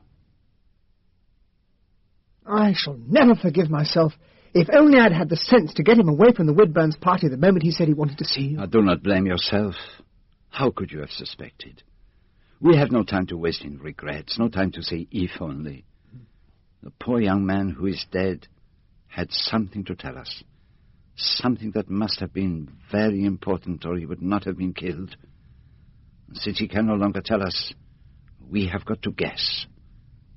And we have only one little clue to guide us. Paris. He said that it was Paris which had set him off. Paris keeps on cropping up in this affair, but always in different connections. The gold box which contained the veronal was bought in Paris, and the name of Paris and the date in November were engraved on it. Carlotta Adams was there then. Was Ross perhaps also there? There was the woman in pince-nez who collected the box from the Paris jeweler. Was she not a Ross? The Duke of Merton was in Paris when the crime was committed. Lord Edgware was going to Paris. Was he killed to prevent him going to Paris? And Jane Wilkinson was babbling inanely about Paris at the Whitburns' lunch party, when in fact they were discussing Rubens' judgment of Paris. It may have been that which triggered it off. The word Paris would be sufficient, taken in conjunction with something else. But what was that something else? At what was Ross looking? Or of what had he been speaking when that word was uttered? He was talking about Rubens. And his eyes were where? I'm not sure. I think he was looking up towards the head of the table, where Mrs. Whitburn was sitting. Who sat next to her? The Duke of Merton, then Jane Wilkinson, then some fellow I didn't know. The Duke of Merton.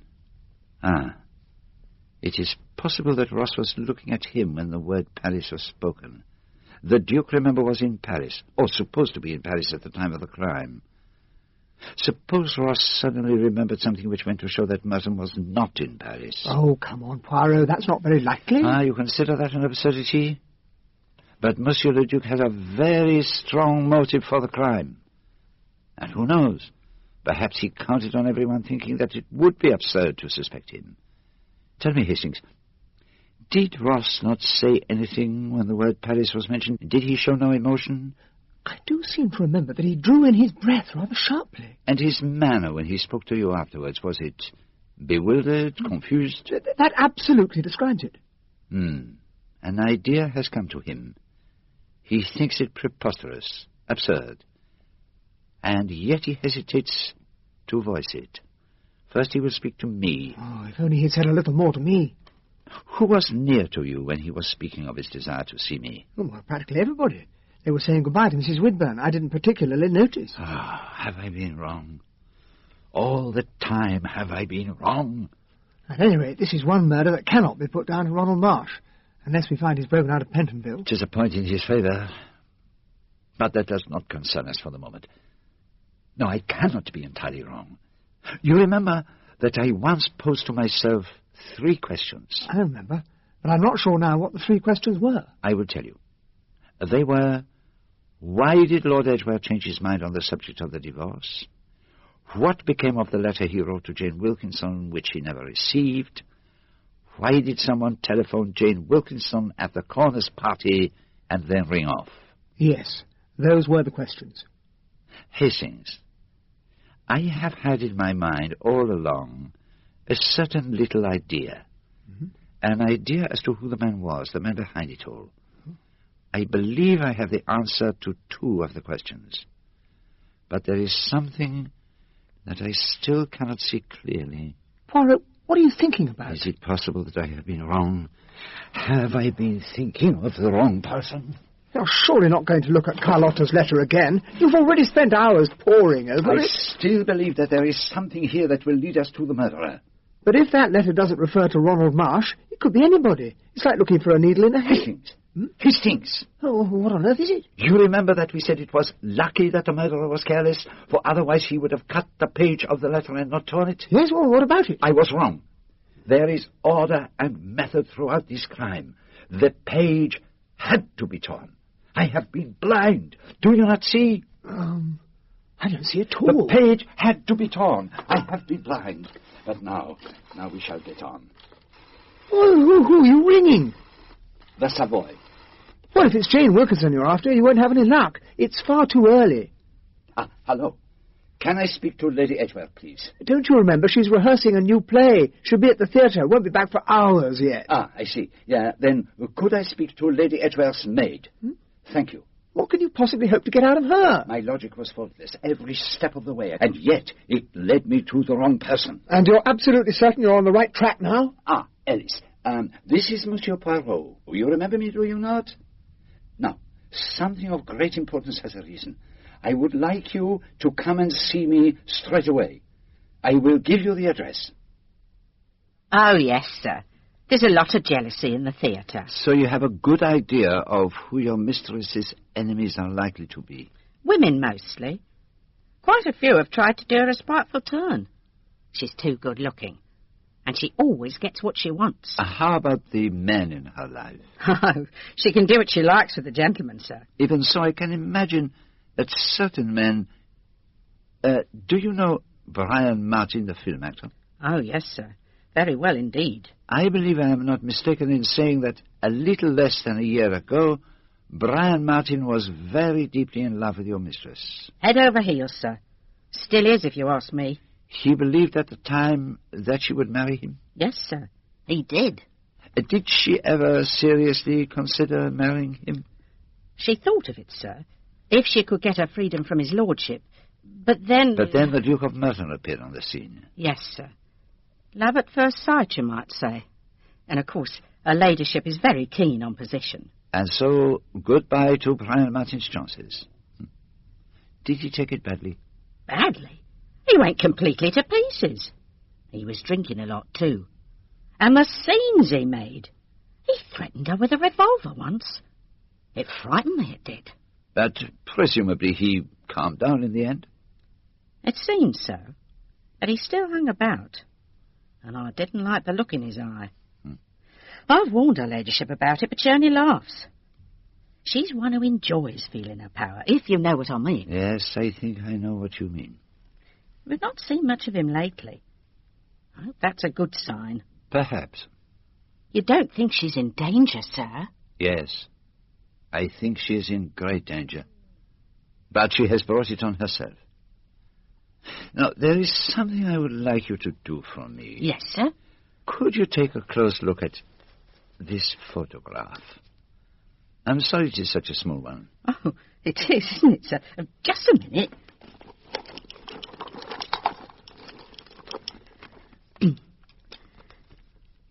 Oh, that's better. Huh. I've certainly seen the face somewhere, but I can't put a name to it. No, sorry. Oh, well, don't worry, Miss Ellis.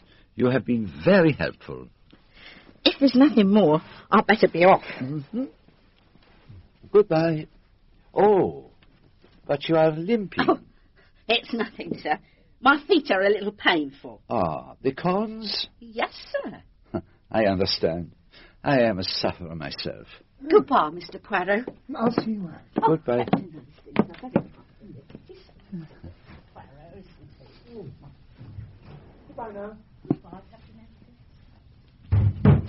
Well, what was all that about? And why did you show her the picture of Ronald Marsh? Because I hoped she might have difficulty in seeing it. You what? Did you not observe, Hastings? She had to take her pince-nez out of her bag. Anyway, that is enough for today. Tomorrow morning we will ring up the good Jap and ask him to come round. And we will also ask Brian Martin to come here. And we will also invite Jenny Driver, since his alibi depends entirely upon her. But surely you can't suspect him of killing Lord Edgware? To kill the husband of the woman you love so that she can marry your rival. That may not have been what he had in mind. It was a bit short notice, but I managed to move a few appointments round. What exactly is it all about? A little moment.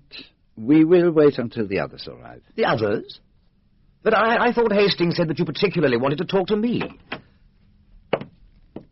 Miss Driver. Jenny? Brian, I didn't expect to find you here. You didn't tell me. I didn't have much of a chance. Monsieur Poirot, is this some sort of game, or what? Now, be patient. Inspector Japp will be here at any moment. Inspector Japp? Now, what is all this? Yes, I have asked him to come here informally as a friend. Here's Inspector Japp. What is all this about, then? You've got some wonderful new theory, I suppose. No, nothing wonderful, just a simple story. Now, I want to take you through the case with me from the beginning. If it's going to be longer than an hour, I'd better inform It will the not station. take half that time. And I am sure you would be interested to know who it was that killed Lord Edgware, who it was that killed Carlotta Adams, and who it was that killed Donald Ross. As to the first two, I'm pretty certain, but I'd like to know about the last. Listen to me and you shall know everything. I will begin with the evening at the cabaret when Jane Wilkinson first met Carlotta Adams. As Miss Wilkinson was leaving, she said, somewhat unwisely I thought, that she might have to go round in a taxi and kill Lord Edgware herself. Those words were heard by Brian Martin. Not only by me. Carlotta Adams heard her say it, so did Ronald Marsh. And then, later, Mr. Martin called on me for the express purpose of driving those words home. That's not true. The reason I came was to ask... tell me some cock-and-bull story about being shadowed by a man with a gold tooth. Oh. And having told it, you set about poisoning my mind about Lady Edgware. You were preparing the ground for the moment when she murdered her husband. I don't know what you're talking about. You told me that Edgware would never give her a divorce, but later that same morning I go to see Lord Edgware, and he tells me that he agreed to a divorce long ago, and he had written to his wife to that effect. But Lady Edgware says she never received that letter. So, I give a little thought as to who might have had a motive for ensuring that she did not get it. I can't see where any of this is leading. Can you not? Lord Edgware says that his wife told him she would marry an actor. I believe that you were that actor. But by the time Lord Edgware's letter agreeing to the divorce arrives, it is someone else she wants to marry, not you. There would be a good reason for you suppressing that letter. This is... That's quite ridiculous. Do you really believe... I believe that in your jealousy, You wish to do Lady Edgware as much harm as possible. And what greater harm could you do to her than to have her accused and perhaps hanged for murder? Good Lord. I thought to myself, Brian Martin was also a friend of Carlotta Adams. Was he the one who suggested to her the hoax? The impersonation of Lady Edgware? Surely. Oh, yes. Lucy Adams sent you a copy of her sister's letter, and it seemed to point to Ronald Marsh. But when I saw the original letter, I realized that a sheet of it was missing. The he in the letter who was offering the $10,000 might refer to another person. I know nothing of any of this. What $10,000? And there was another piece of evidence. Ronald Marsh said that when he was waiting outside Lord Edgware's on that fatal night, he thought he saw Brian Martin go in. But that's impossible. And I wondered about Mr. Martin's little alibi, vouched for by only one person. What about it?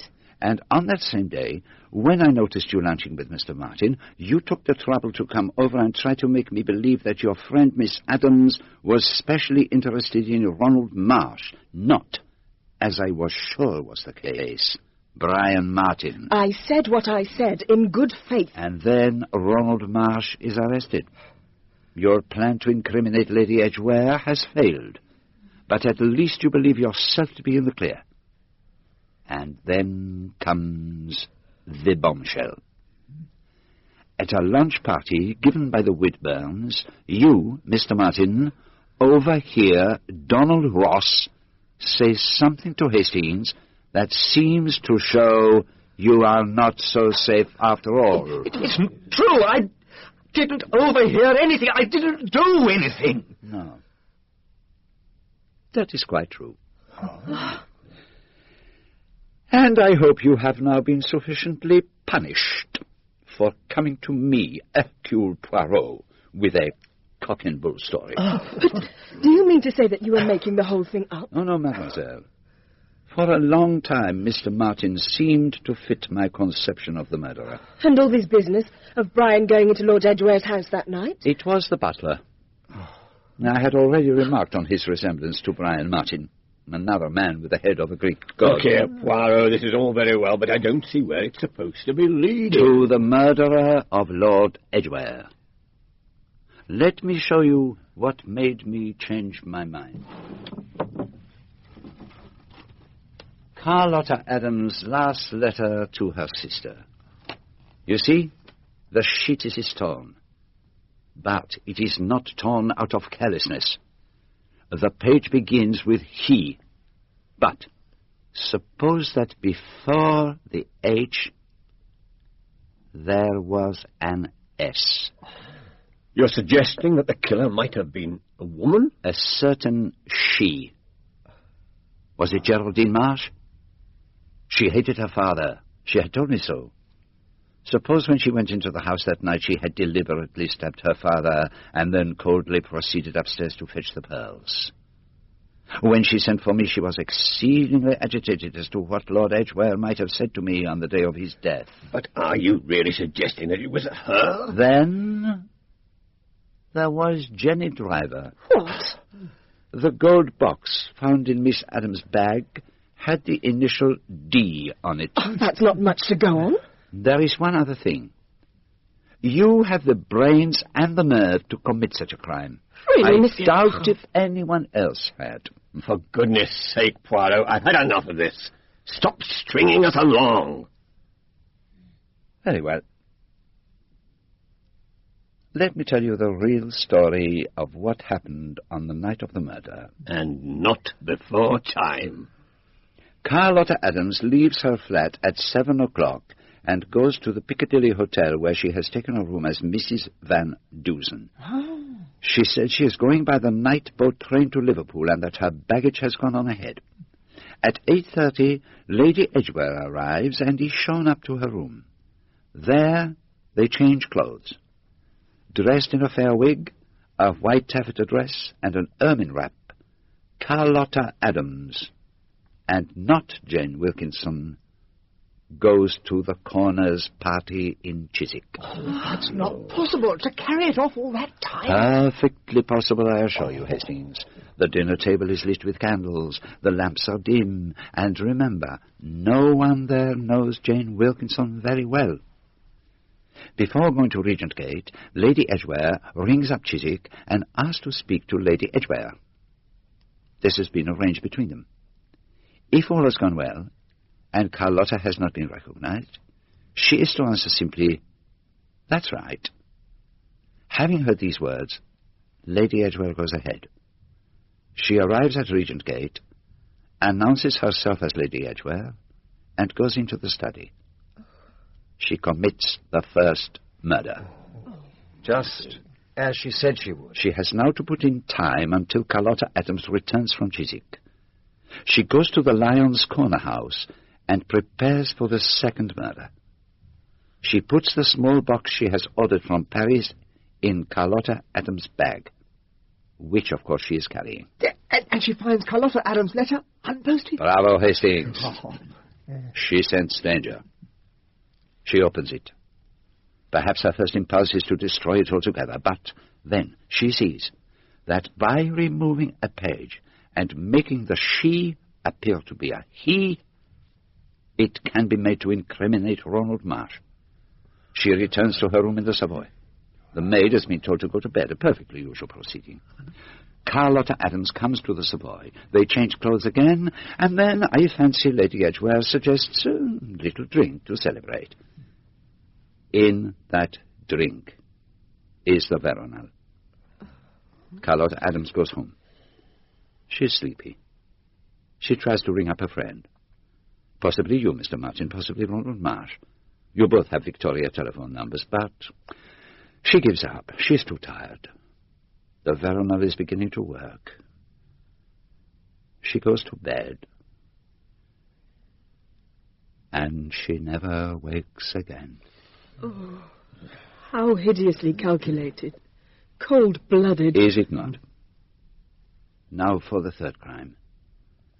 At a luncheon party given by the Whitburns, Lady Edgware makes a foolish gaffe. Hearing someone speak of the judgment of Paris, she takes Paris to be the only Paris she knows, the Paris of fashion and frills.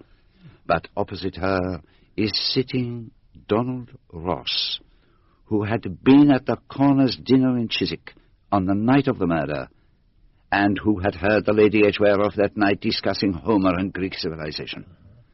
Carlotta Adams was an intelligent, well-read girl. Ross cannot understand, and suddenly it comes to him. This is not the same woman. Oh, good Lord. He speaks to Hastings, but Lady Edgware overhears him. She goes to Ross's apartment. He is surprised to see her, but it does not occur to him to be on his guard. She pours out some story to him. Perhaps she flings her arms round his neck, and then, swift and sure, she strikes. As before. He, too, is silenced. You mean all the time she really did do it? Just so.